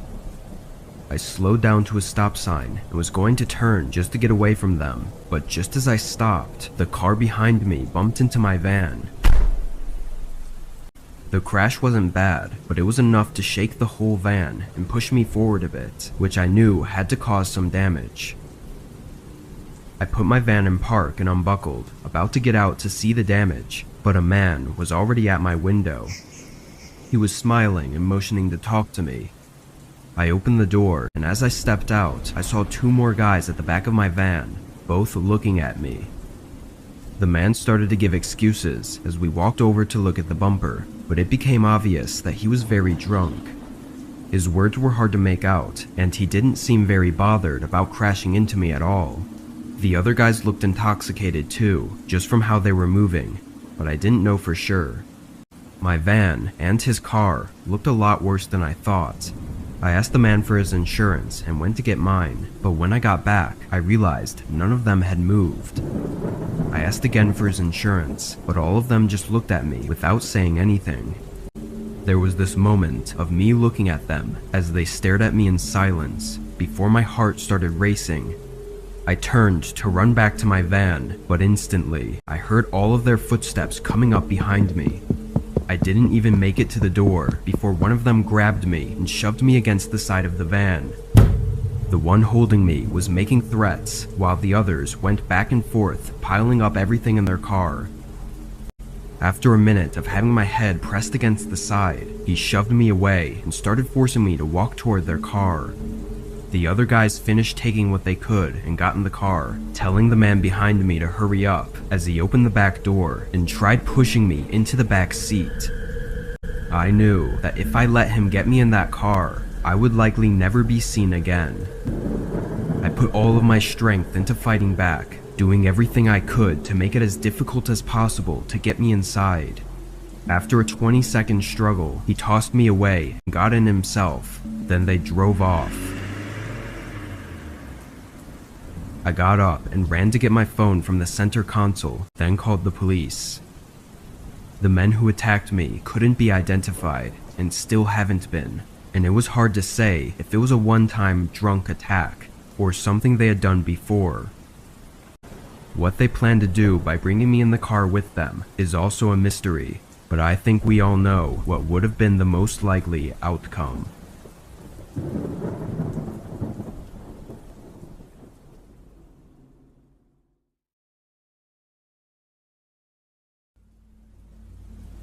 I'm 20 years old, and last year in July, I moved into a place to live by myself for the first time.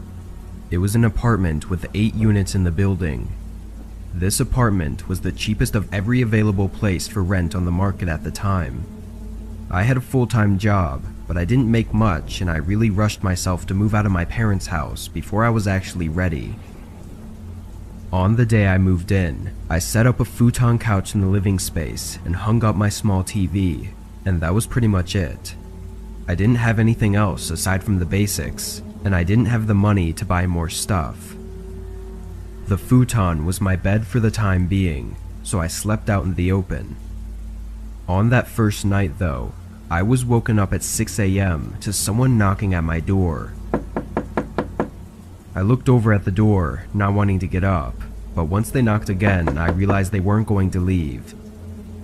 There was an older man, mid-40s I'd say, standing outside my unit.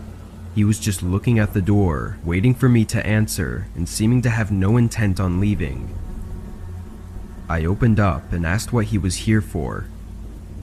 I wanted to introduce myself. I live in the unit one door down, he said, pointing to the door at the end of the hall.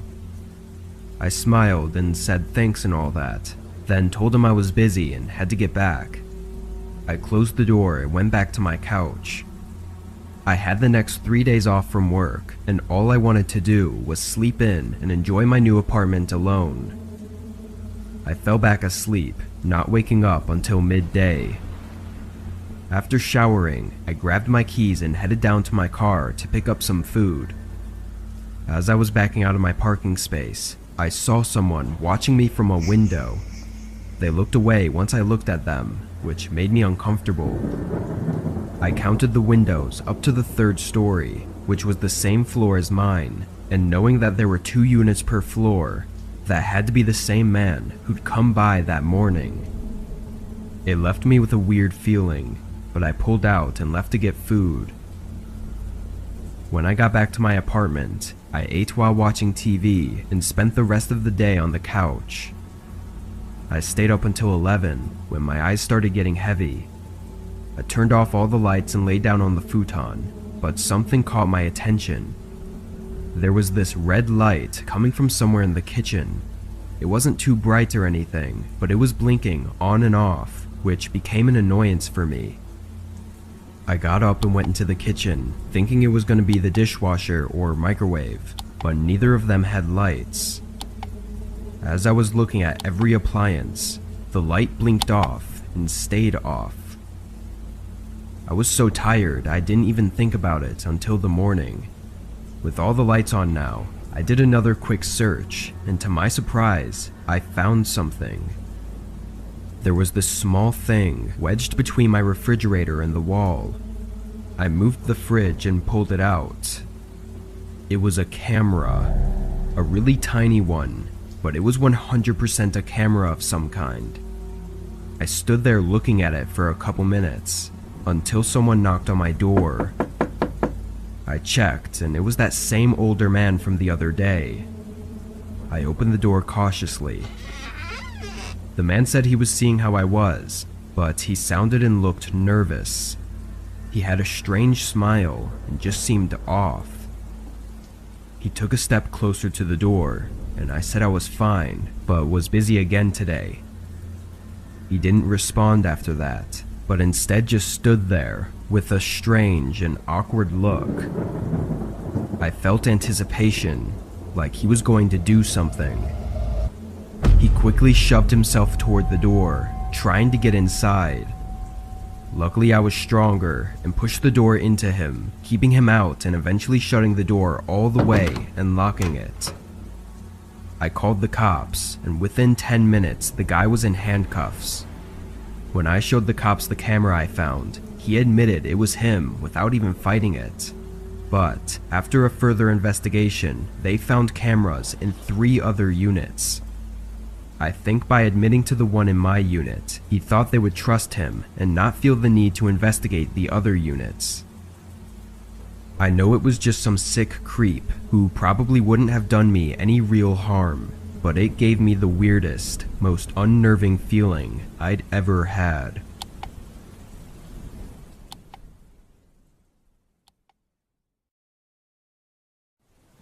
When I turned 23, I started searching around for a place to live.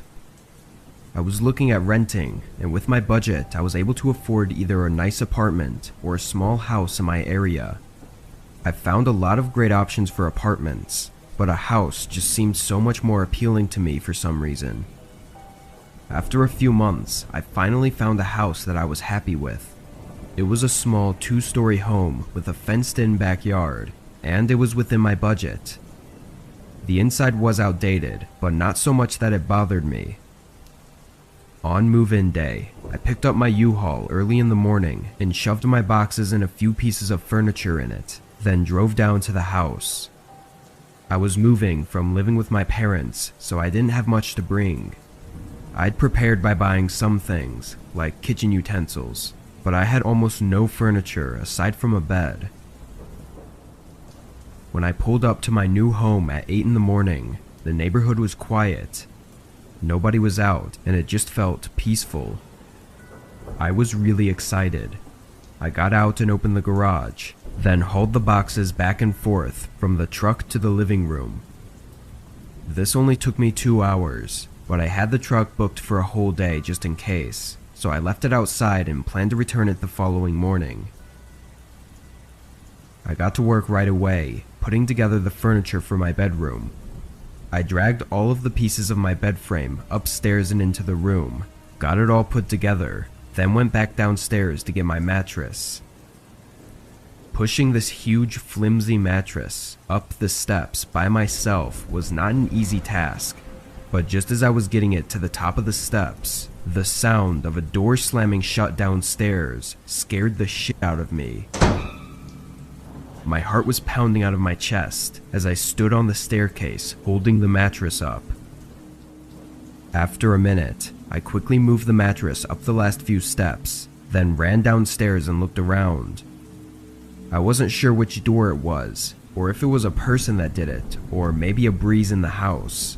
I don't know. I didn't know what to think. All I knew was that I heard a door slam shut. As I walked around downstairs, there was no evidence of anything. I mean, nothing at all. After trying to figure it out for half an hour, I gave up. There was nothing out of place or anything, so I just made sure the doors were all locked, then continued with setting up my room. I got my bed together, then moved my dresser and office desk upstairs. Afterwards, I unpacked all of the other boxes. By the end of the day, I had finished everything. I was proud of myself and excited for tomorrow, where I had plans to go couch shopping. At 10 o'clock, I got in bed and stayed up on my phone for a while before falling asleep. When I woke up, my room was pitch black and I was facing the wall next to my bed. I almost immediately closed my eyes again to go back to sleep, until I heard the wood floorboards creak on the other side of the room. I turned over and looked with my half-open eyes, not expecting to see anything. My eyes immediately widened. My bedroom door was open, and there was a person standing in the doorway, looking at me. They looked like they were in the middle of taking a step into the room, which made the floor creak. His eyes were the only thing in the dark that stood out. They were emotionless and cold, piercing through me.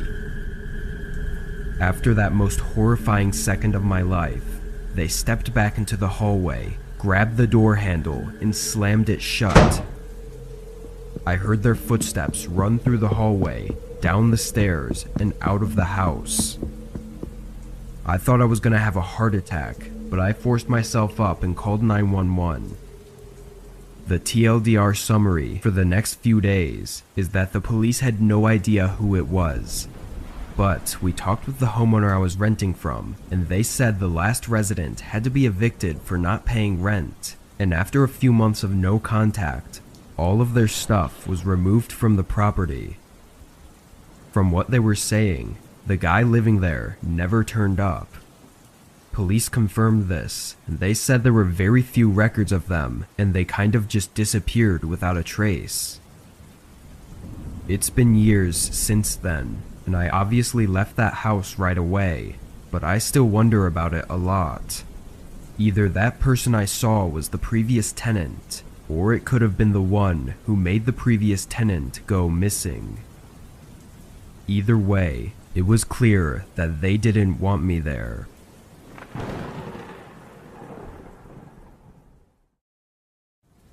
I moved to Portland last fall. It was a work thing, so I was kind of forced to. The housing prices in Portland were and still are really expensive, so I had to get something away from the city. The house I settled on was on the lesser side of things. It was old and run down. If you took a quick glance, you might even think it was abandoned. For its price, though, I was able to save a decent chunk of cash. I figured I'd be able to renovate it and maybe fix it up so it wasn't so bad. The one thing I couldn't fix, though, was the neighborhood. It was full of houses just like mine and some really sketchy-looking people. Guys were strolling around in ripped-up wife-beater tank tops and had guns very noticeably wedged in their pants. While I saw the neighborhood wasn't ideal when I first came to look at the house, these kinds of people I didn't know would be here. I thought it would be normal, nice people just like me who just couldn't afford a nice place. About 2 weeks into living there, I was taking a walk around the block with my dog, and around halfway through I noticed some guys walking behind me. They were far back, but there was no doubt that they were taking the same turns as me. I glanced back a few times, seeing 3 men, none of which looked like the type to be taking a nice evening walk just for fun. I took a shortcut home to avoid any possible altercations, but just a few minutes later, my dog started barking at the front door. I peeked out the blinds and saw one of the men standing at the door. I looked around for the others, but only saw him. I put the chain latch on the door and cracked it open. Can I help you? Yeah, I'm looking for Chris. He said it confidently, like I knew for sure who this Chris guy was. I don't know any Chris. I just moved here. I saw him sneak a few looks into my house through the crack in the door. Then he said, "See you later," and left. I knew something was up, but I didn't know what. The next few days, I noticed these same 3 men looking at my house multiple times a day. They'd always be separate and come at different times, but they would stand across the street or walk past my house and very obviously look at my place. I was nervous, but I didn't know what to say if I called the police. I didn't think the police would be of any help even if I did call. Then one night, around 9 p.m., I got a knock at my door. When I looked at who it wasn't any of the men I'd seen before. He knocked again, but I chose to ignore them and just wait for him to leave. I watched as he turned around and threw his hands up in frustration, like he was communicating to someone across the street that I wasn't answering. He turned back around and banged on the door, this time with the handle of his gun. I ran to the kitchen and got my handgun out of my hidden case. I heard a few men talking on the side of my house, followed by someone banging on my back door too. I ran to the far corner of the living room and called the police, while the men outside started yelling at each other. I heard them shuffling around, talking about where to break in. It was one of the scariest things to hear in that kind of situation. But then out of nowhere, there was a gunshot from far away, not from any of the men around my house. I heard them all yelling and scattering away. Police took forever, and when they showed up, they basically just said it sounded like a gang trying to flex their territory or something. They offered me nothing helpful. I still don't even know who shot at the gang either, but they seem to be looking out for me, so I really appreciate them. Who knows what they would have done if they had broken in. I moved out of that neighborhood as soon as I could and got a small apartment closer to the city. It feels safer, but after all of that, I'm not sure if I'll ever really feel safe living here.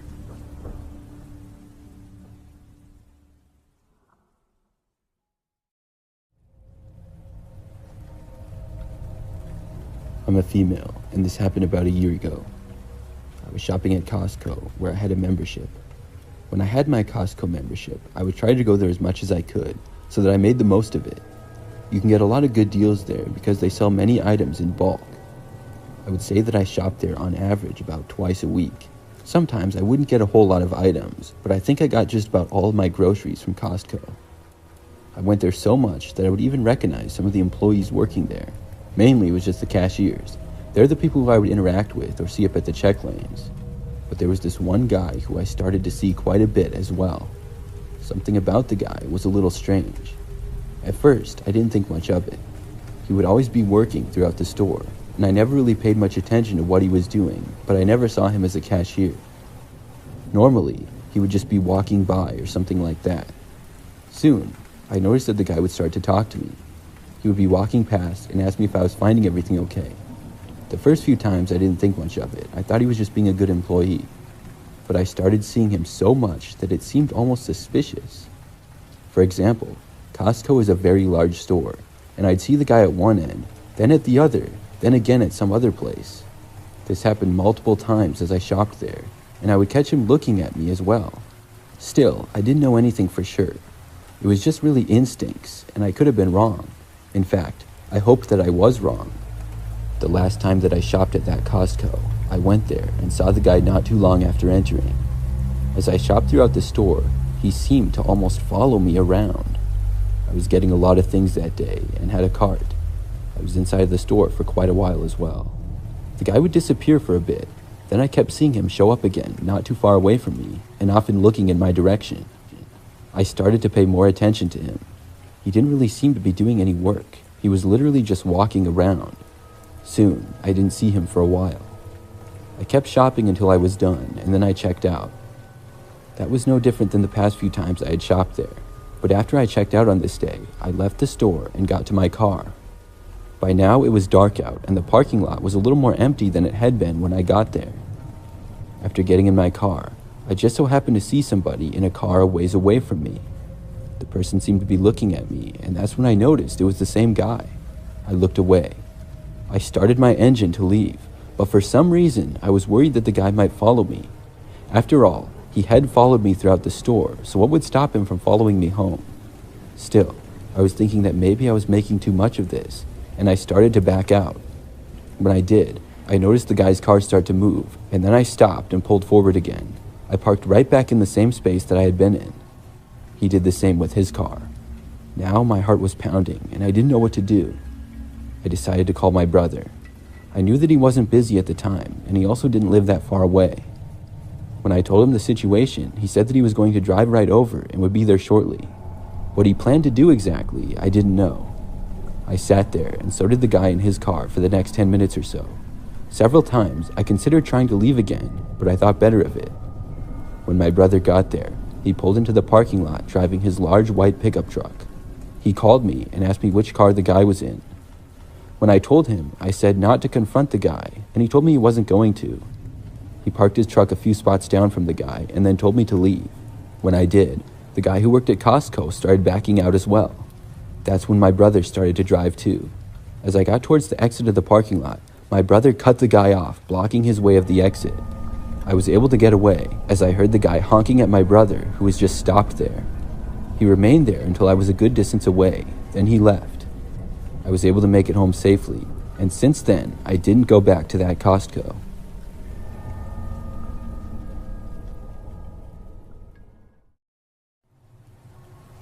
This is a story that I'm even a little embarrassed to tell because of the mistake that I made. Because of that, I'm not going to say my name or anything like that.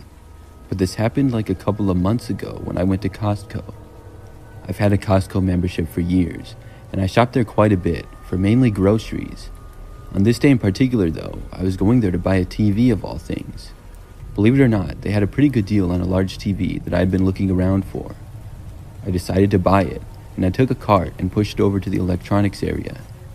It was nighttime, and I think they were closing soon because the store did not have that many other shoppers inside. I was able to get to the TVs and find the one that I wanted without any trouble.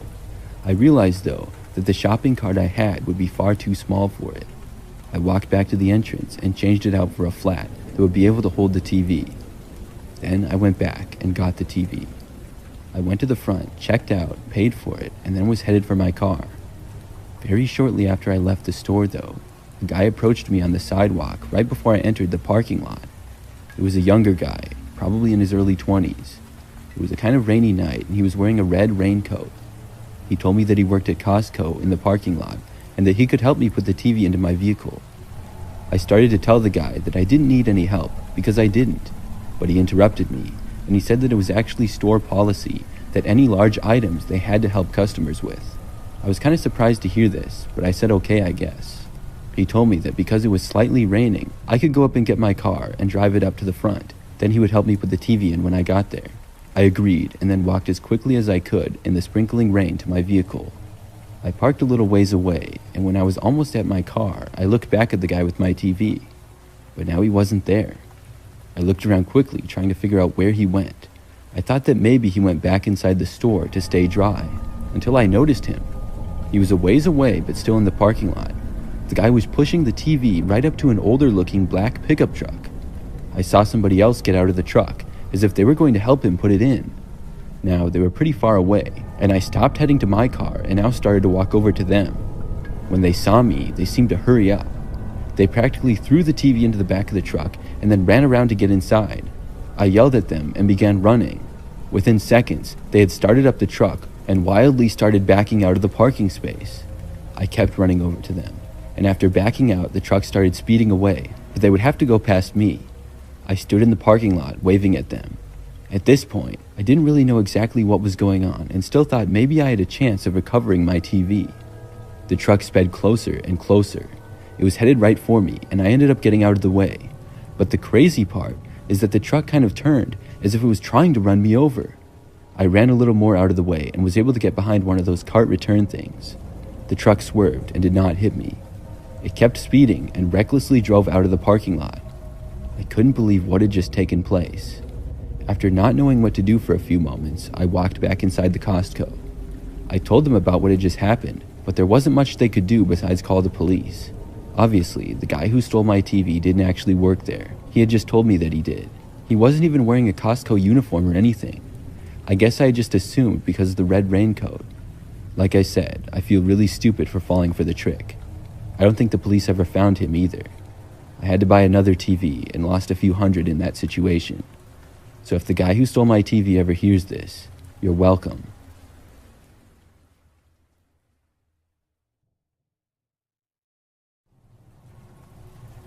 I used to work at Costco several years ago. If you don't know, you need a membership to shop in a Costco store. There's generally an employee who stands by the entrance and checks everybody's membership cards as they enter. If you don't have one, you're not allowed to shop in the warehouse. Occasionally, I would be the person to stand by the entrance and check memberships. When I had to do this, it was pretty easy, but would get old fast. One night, I was working a closing shift. When I worked there, I think we closed at like 8 or 9 p.m. or something like that. I only worked there for a couple of months. So on this night, it was probably like 5 and somewhat busy. I was checking membership cards and I didn't have any problems until this one guy walked in and tried to walk right past me. As he did, I asked to see his membership, but the guy just kept walking. I sped up and walked in front of him, right where he was going. He stopped and looked at me, and I asked him once again for his membership. Personally, I didn't really care if he had one or not, but my boss had made it very clear not to let anybody pass without one. After the guy stopped and looked at me for a few more seconds, and he quite obviously heard what I had said, he started walking again. He went right past me, and obviously I wasn't going to physically stop him, so I let him go around me. He then entered the store and went to the right. Clearly, he didn't have a membership. I thought that maybe he was just entering so that he could go buy something at the cafe. That doesn't require a membership if I remember correctly. But other than that, I didn't really know why he would go inside. He couldn't buy anything from the warehouse without a membership. After the guy disappeared somewhere in the store, I really didn't care anymore.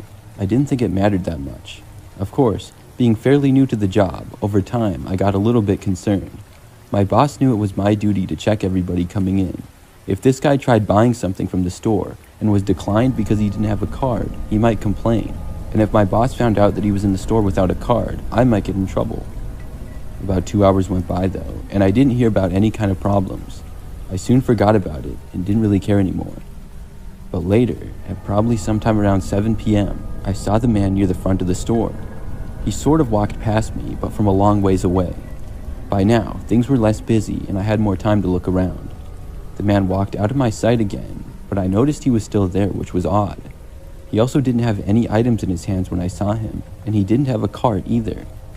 Why was he here for so long? This was hours after he had walked past me. I thought that it was a little bit strange. I kept working, and we didn't get that many new customers over the last hour or so. Pretty soon, closing time came, and the store was just about empty. Another employee came over to lock the entrance doors, and I could then go and clock out. I started to leave the area by the entrance doors, and as I was doing so, something caught my eye. It was coming from the right side and inside the store. It looked like a guy was going behind one of the pallets with items on it. There was like a bit of open space, and hiding behind the big pallets could be a good hiding spot, and that's exactly what it looked like the guy was going to do, is hide in that area. I only saw him for like a second before he disappeared back there into his hiding spot, but it looked like the same man from before. Given the fact that we were closing, I thought it was really weird. The guy in general was seeming really sketchy. I went over to go clock out, and when I was doing so, I saw my boss. I told him about the man, and that it looked like he was hiding in one of the aisles. My boss told me that he would take care of it, and that I could go home. After that, I ended up leaving. I was unaware of the rest of the situation that night, until the next time I worked. When I got to work, my boss told me thanks again for letting him know about the man hiding in the store. He said that when they investigated, the guy refused to leave. The police ended up being called, and they had to remove the man from the store. He was found with several weapons on him. I didn't find out what exactly the weapons were, but it gave me the chills when I heard it, because I don't know what that guy's intentions were. Maybe he would have attacked somebody or tried to rob the place. I'm really glad that I saw him when I did.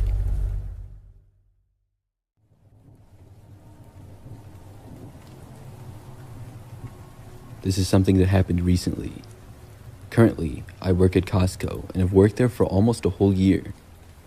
One calm weekday, I was working towards the back end of the store. I was restocking an area, which is not something that I did a lot, but apparently somebody had forgotten to do it before we opened that day. It was morning time, and the store was not very busy at all. As I was there stocking the area, a man walked over towards me. Assuming that he was just shopping, I kept working. Soon though, he walked closer and stopped maybe 10 feet away from me. He didn't seem to be looking at any particular product, but right at me. I could feel his stare, so I turned and looked. Sure enough, the guy was staring right at me. He was wearing jeans and a blue sweater. He also had glasses and was wearing a red hat. I stopped what I was doing, and I asked the guy if he needed help with anything. He just kept staring at me though, and didn't answer.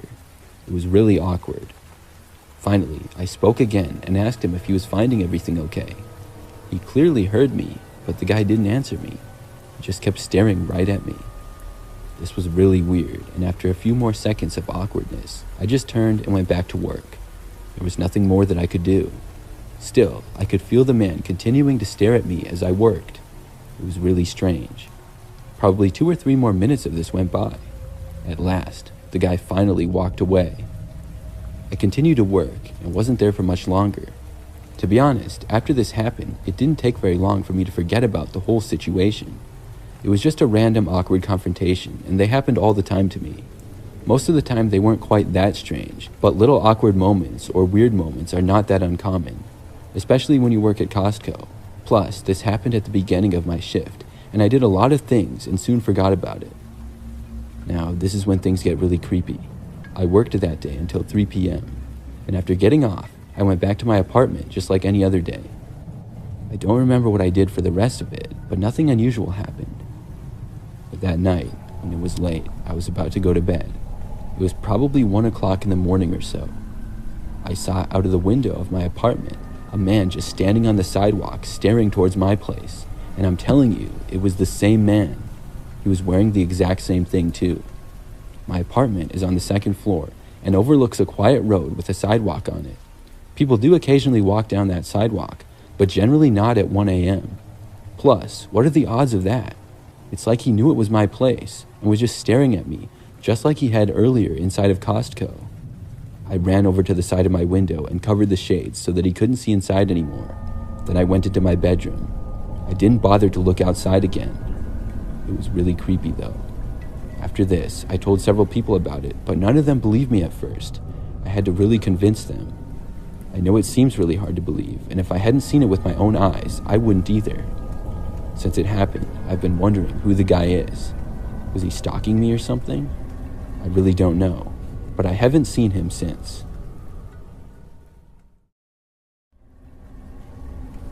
I once got a free month trial to go to Costco. I decided to go there and try it to see if I wanted to continue with the membership. It would allow me to get better deals, but I would need to pay monthly for it. I had never been to a Costco before and didn't really know what it was all about. I decided to go there one night after work just to kind of look around and maybe get some things. And after getting inside the store, I saw all the different items that they had. It was very different than any other place that I'd shopped before. I walked around and picked up a few things, but soon after I heard that they were closing shortly, so I made my way to the check lanes and paid. After that, I left the store and headed for my vehicle. I had parked sort of in the back of the parking lot. Now, this Costco was in a bigger shopping area. There were a few other stores and businesses really close by. As I was walking to my car and about halfway there, I suddenly heard screeching tires. I saw this car drive over the curb and a little bit of grass that was dividing the parking lots, then entered the Costco parking lot. I stopped where I was to watch and see what would happen. The car drove right over to where mine was parked and then stopped.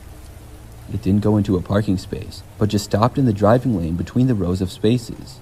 It was like right behind my car though. I didn't really want to keep walking to my vehicle now. I had no idea what was going on, but it didn't seem good. As the car sat there running with the engine on, I considered going back inside the store. But just as I was turning around, the car began to move. It quickly drove away towards the other side of the parking lot. It had been there for maybe 15 or 20 seconds total. I kept walking to my car at that point, relieved to see the car now gone. I was able to get to my car and go inside of it. This was probably just 30 seconds after the other car had left. As I started my engine, I saw car lights driving quickly from the other end of the parking lot. The same car was back. It made its way closer and closer to me. Then it stopped and parked in the space right next to mine. The car was like a dark blue, maybe black color, and about 5 years old. As soon as it stopped next to me, I had a bad feeling. But then the passenger side door of the car opened up. Somebody got out really fast. It looked to be a man, and right away he reached for my driver's door. I hit lock just as he did, and he tried opening the door after that. I didn't waste any time, and I hit the gas. Luckily, nobody was parked in the space directly in front of me. The guy quickly got back inside the vehicle, but I was already driving away. I fully expected to be followed, and the car began driving after me quickly, but then it turned off in another direction and stopped coming after me. I left the parking lot and was not followed home. Ever since that happened, I don't really know how to explain it. I have no idea who it was or what they wanted. There was also really no way that anybody would have known that I would be at that Costco that night. I guess my best guess is that maybe somebody thought me or my car was someone else.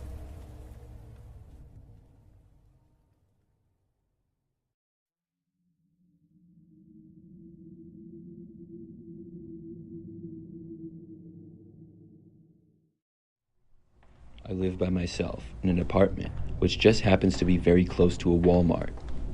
It's easy to go out and get my shopping done because it's less than a mile away. All I have to do is leave my apartment complex parking lot and drive for less than a minute down a busier street. Then I pull into the parking lot. Because of this, I've gone to that particular Walmart many times since moving into my place a little over a year ago. This story happened about 2 months back. It was probably like 8 or 9 at night. I'm not really sure exactly, but I was realizing that I needed to go grocery shopping because I was out of a lot of things. I planned to just go the next day, but I then remembered that I would be busy for most of it. I made the decision then that I would just get it over with and go shopping right now. It wouldn't take too long, maybe about 30 minutes. The Walmart was so close anyways. So I left my apartment and walked out to my car. My apartment complex has several large buildings and a large parking lot in the middle. After I got into my car, I drove the probably 2 minutes that it took to arrive at the Walmart. On this night, things seemed very quiet. The parking lot wasn't too full, and when I got inside the store, things were calm. There were other customers, but not a whole lot. I got a cart and walked around the aisles, trying to remember everything that I needed to buy. I always forget to make shopping lists, and that causes me to go all around the store sometimes. Finally, after probably 20 or 30 minutes, I had everything that I needed. It was maybe like 10 items, and I then headed up to the check lanes. I used the self-checkout and then left the store with my cart full of groceries. In the entire time that I was inside the store shopping, I didn't notice anything out of the ordinary. I walked out to my car, put the groceries inside of it, and then started driving home. A car drove behind me, leaving the Walmart parking lot, and it then continued to follow me down the street. This meant absolutely nothing until the car turned into my apartment complex with me. It still was not that big of a deal, and I figured that they lived there too. The car was a smaller and older looking sedan, but I couldn't tell you the exact make or model. I'm no car expert. I found a parking space near my building and then parked. The parking lot is basically a free-for-all. There's no documentation required or anything, and luckily the parking lot's never full. I noticed that the car that had been driving behind me parked near where I did, but across on the other side facing another building. Meanwhile, I was facing my building. I hadn't seen the car before, but I also never really paid that much attention. After I got out, I took all 3 of my Walmart bags that I had and started to head inside my apartment building. As I did so, I heard footsteps behind me, coming from the guy who was driving the other vehicle. I had assumed that he would have gone into the other building. Now it was apparent that he was going into mine. He sped up a little bit as I got closer to my door. Now, I always went in the side door that was right by the stairs. I used it because it was faster than taking the front door and walking down the hall to the stairs or waiting for the elevator. I found it a little bit strange that this guy was also going to the door. Most other people walked in the front. By the time I reached the side door, he was only like 5 feet behind me. I did get a little bit suspicious, but this man probably lived here, although I had never seen him before. He wore shorts, a dark gray sweatshirt with the hood up, and was carrying a Walmart bag. I didn't really want to let him in, but I didn't even know half the people that lived in my building, so I figured that he lived there, and I did let him in. I held the door for like a second extra as he walked in after me. I was hoping that he would walk for the hallway on the first floor as I went up the stairs to my apartment. But no, he went up the stairs after me, on the second. When I got there, I opened the door and headed down the hallway, and the man behind me did the same. By this point, I was feeling really suspicious, but also telling myself that this was just a coincidence. I soon made it to my door, which was the second one on the left, not too far down the hallway. There was a door directly across from me on the other side of the hallway as well. As I got to my door, I took out my keys to unlock it, and the man walked to the door across the hall. I looked over my shoulder and saw the man facing my neighbor's door across the hallway and pulling out his phone. I felt relief and assumed that he was my neighbor's friend or something. Then I opened up my door and went inside. The first thing that I did after entering was walk to my kitchen counter and put the 3 grocery bags on top of it. Literally right after I set them all down, I heard my apartment door start to open. I looked over and saw the man walking right in. I couldn't believe what I was seeing. Out of instincts, I ran for the nearest room, which was a bathroom only a few feet away. I was able to get inside and close and lock the door, and I yelled at him to leave now or I was going to call the police. He didn't say anything back to me though. I hoped that he wouldn't try to enter the bathroom, and luckily he didn't. He just stood right inside the doorway for a while, and I heard him lock my front door. Then he moved into the kitchen area, and then the living room. I wanted to leave, but I didn't think that man was far enough away. I didn't know if he would chase after me. I was wondering what he wanted and why he was in my apartment. Then it sounded like he was walking into my bedroom. When he did, I opened up the bathroom door and ran for my front door. Then I unlocked it as I heard the man walking back from my bedroom to where I was. I was able to make it outside into the hallway, and I then sprinted for the stairs. After getting downstairs, I went into the lobby and called the police. The lobby felt safe for whatever reason. It had a few tables, chairs, and the mailroom was there as well. I waited there the entire time for the police to show up, and I did not see the man at all in that time. I would guess that it took the police about 10 minutes. Soon, they appeared out front, and I ran out to let them in. I told them my unit number and waited in the lobby when they went up. But when they got up there, unfortunately, the man had left. I went back up to my apartment to see it quite messed up. The man had stolen a number of things from me. This was really frustrating, but I was okay, which was the good part, and now he was gone. I spoke with officers for about an hour and then filled out a police report. Then they left, and I was pretty scared for the rest of the night, just after what had happened. The guy didn't come back or anything though, obviously. I don't think he was ever found either. After this, I'm extremely careful now. I also haven't been back to that Walmart since. The man must have seen me shopping inside, and for whatever reason decided to follow me to my apartment. A few years ago, I used to work as a Walmart cashier.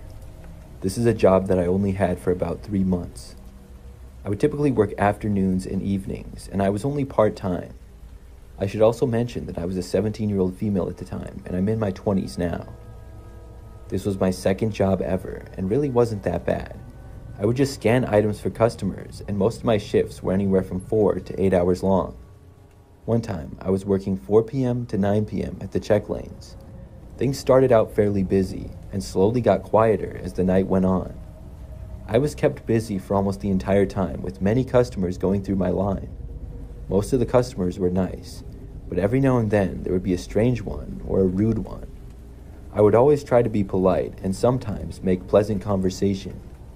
Early on in my shift, probably about an hour into it, a man came into my check lane.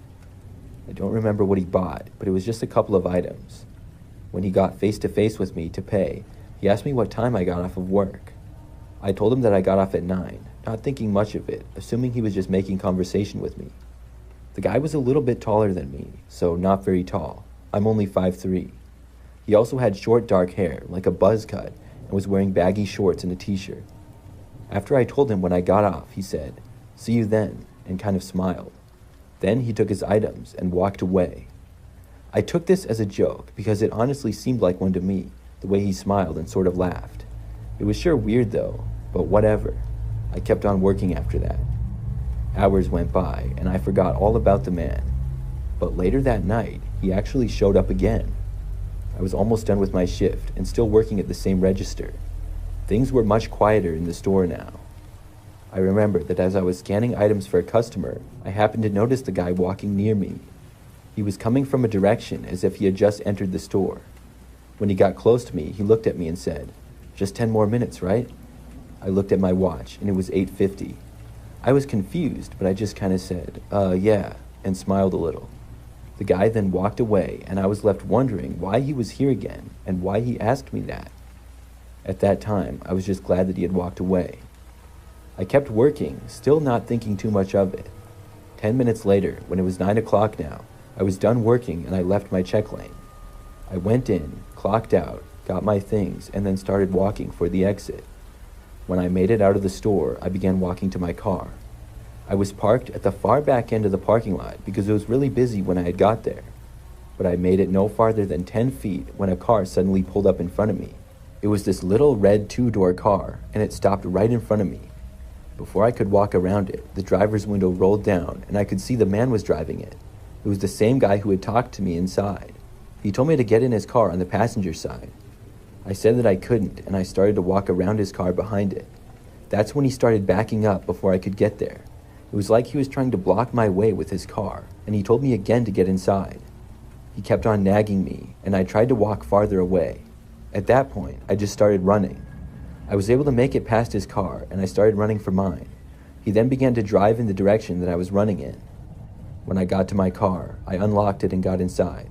The man then pulled into the space next to mine before I could drive away. I knew that he would probably follow me wherever I went. At least my doors were locked, and I was away from him.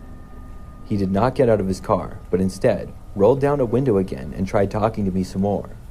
I ignored what he was saying, and I texted a coworker who I knew was still inside working. Before long, he told the store manager about it. I waited in my car and tried to ignore the man as best as I could. Within a couple of minutes, one of our store managers had walked out into the parking lot and approached the man's vehicle. He asked what the guy was doing and threatened to call the police if he didn't leave. The man finally started backing up and then drove away. I waited for a bit, and soon after, I left and went home. After that night, I never saw the man again. I worked there for maybe another month and then quit. Looking back, I'm grateful to my coworker and manager. I really believe that this guy would have followed me home in his car. I don't know exactly what he wanted, but it was a really bizarre situation.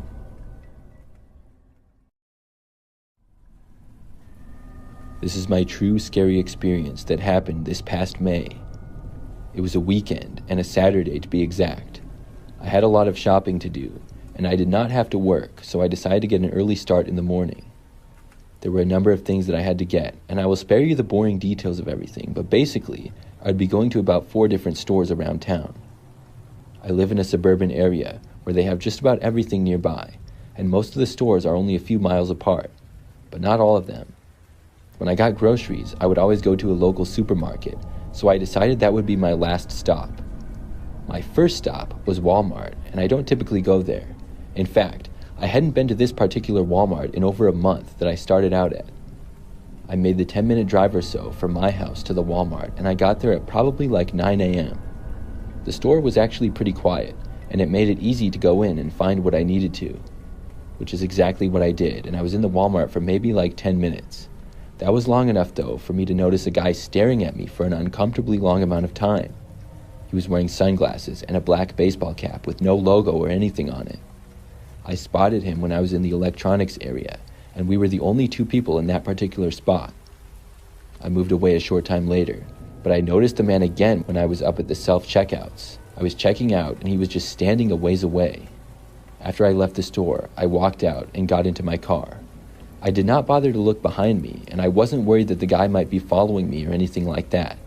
As far as I was concerned, he was still inside of the store. So after that, I drove to the next store I needed to go to, which was a clothing store only about 5 minutes away. When I got there, I parked and went inside, only to see the same man a couple of minutes later. I thought that it was a coincidence at first. He wasn't staring at me now, but walking a ways away and looking in another direction. I went on with what I was getting and was inside for maybe 15 or 20 minutes in this store. But after I left this store, I began to get really suspicious. When I was walking to my car, I could tell that the guy was walking behind me. This parking lot was quieter and smaller than Walmart's, so it was easier to tell. He wasn't like right behind me or anything, but a ways back. Still, I could tell that he was behind me.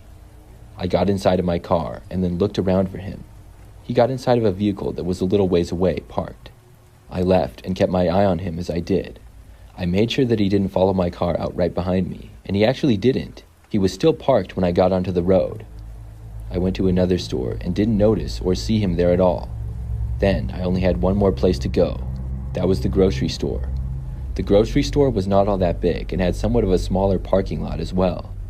After I parked my car and went inside, I shopped, all without seeing the man. I actually forgot about him entirely. After finishing my shopping and walking to my vehicle, it was as soon as I stepped outside that I noticed him again. He was sitting in his car, but I could see him watching me as I walked to my car. It was obvious because there weren't many cars in the parking lot at all, and nobody was parked next to him on either side.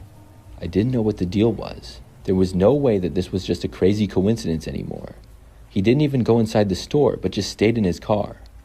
For a moment, I actually thought about confronting him, but immediately decided not to. I just went to my car, put the groceries in the back, and then started to drive home. As soon as I left the parking lot though, this time the man pulled out right behind me. Now the car was on my tail as I drove home. I didn't know what to do. Obviously, I know now looking back, I should have probably driven my car to a police station. In the moment though, I didn't think of it. I have no excuses why I didn't, but I was just driving home and hoping that the man would not go all the way there with me. But he did. For 10 minutes, he remained right on my tail, all the way until I got to my street. Now, when I reached my street, I knew that I had to do something, so I drove right past my house. After that, I went to the next street over and then made a right. This put me back on a somewhat busier road, and I knew the area pretty well. Not long after this, the guy made an opposite turn than I did. I was surprised, but it felt so good to see him not behind me anymore, and I turned around at the next opportunity and headed back to my house. At this point, it only took me about a minute to get back to my place. After I got on my street, I pulled into my driveway. I got out of my car and grabbed a few bags to bring them into my house. It was at this moment that I started to see a car pulling onto my street. It was the man, and I could tell. Now, he was still a far ways away, but would likely see me when he got closer. My car was right in my driveway, in plain view of anybody that would drive past. I sprinted to my house and unlocked the door and got inside as quick as possible. I literally just made it in a second before he drove past. I watched from my front window as the car slowed down and almost came to a complete stop. But it didn't quite stop completely. It went probably 2 or 3 miles per hour. This went on for about 30 seconds as it slowly made its way down the street right in front of my house. Then, suddenly, the car veered to the left and sped up. I watched it then drive down the rest of the street and even left my house to make sure that it was gone. Sure enough, it went on to another street. Then, I went to my car and brought the rest of my groceries and items inside. I went back in and checked out the window several more times to make sure that the guy didn't come back. I never saw him since. I really don't know who the guy was or what he was doing. He was definitely following me around, but for what reason, I don't know. The creepy thing is that he likely knows where I live. I'm hoping that he never decides to come back and that I never see him again.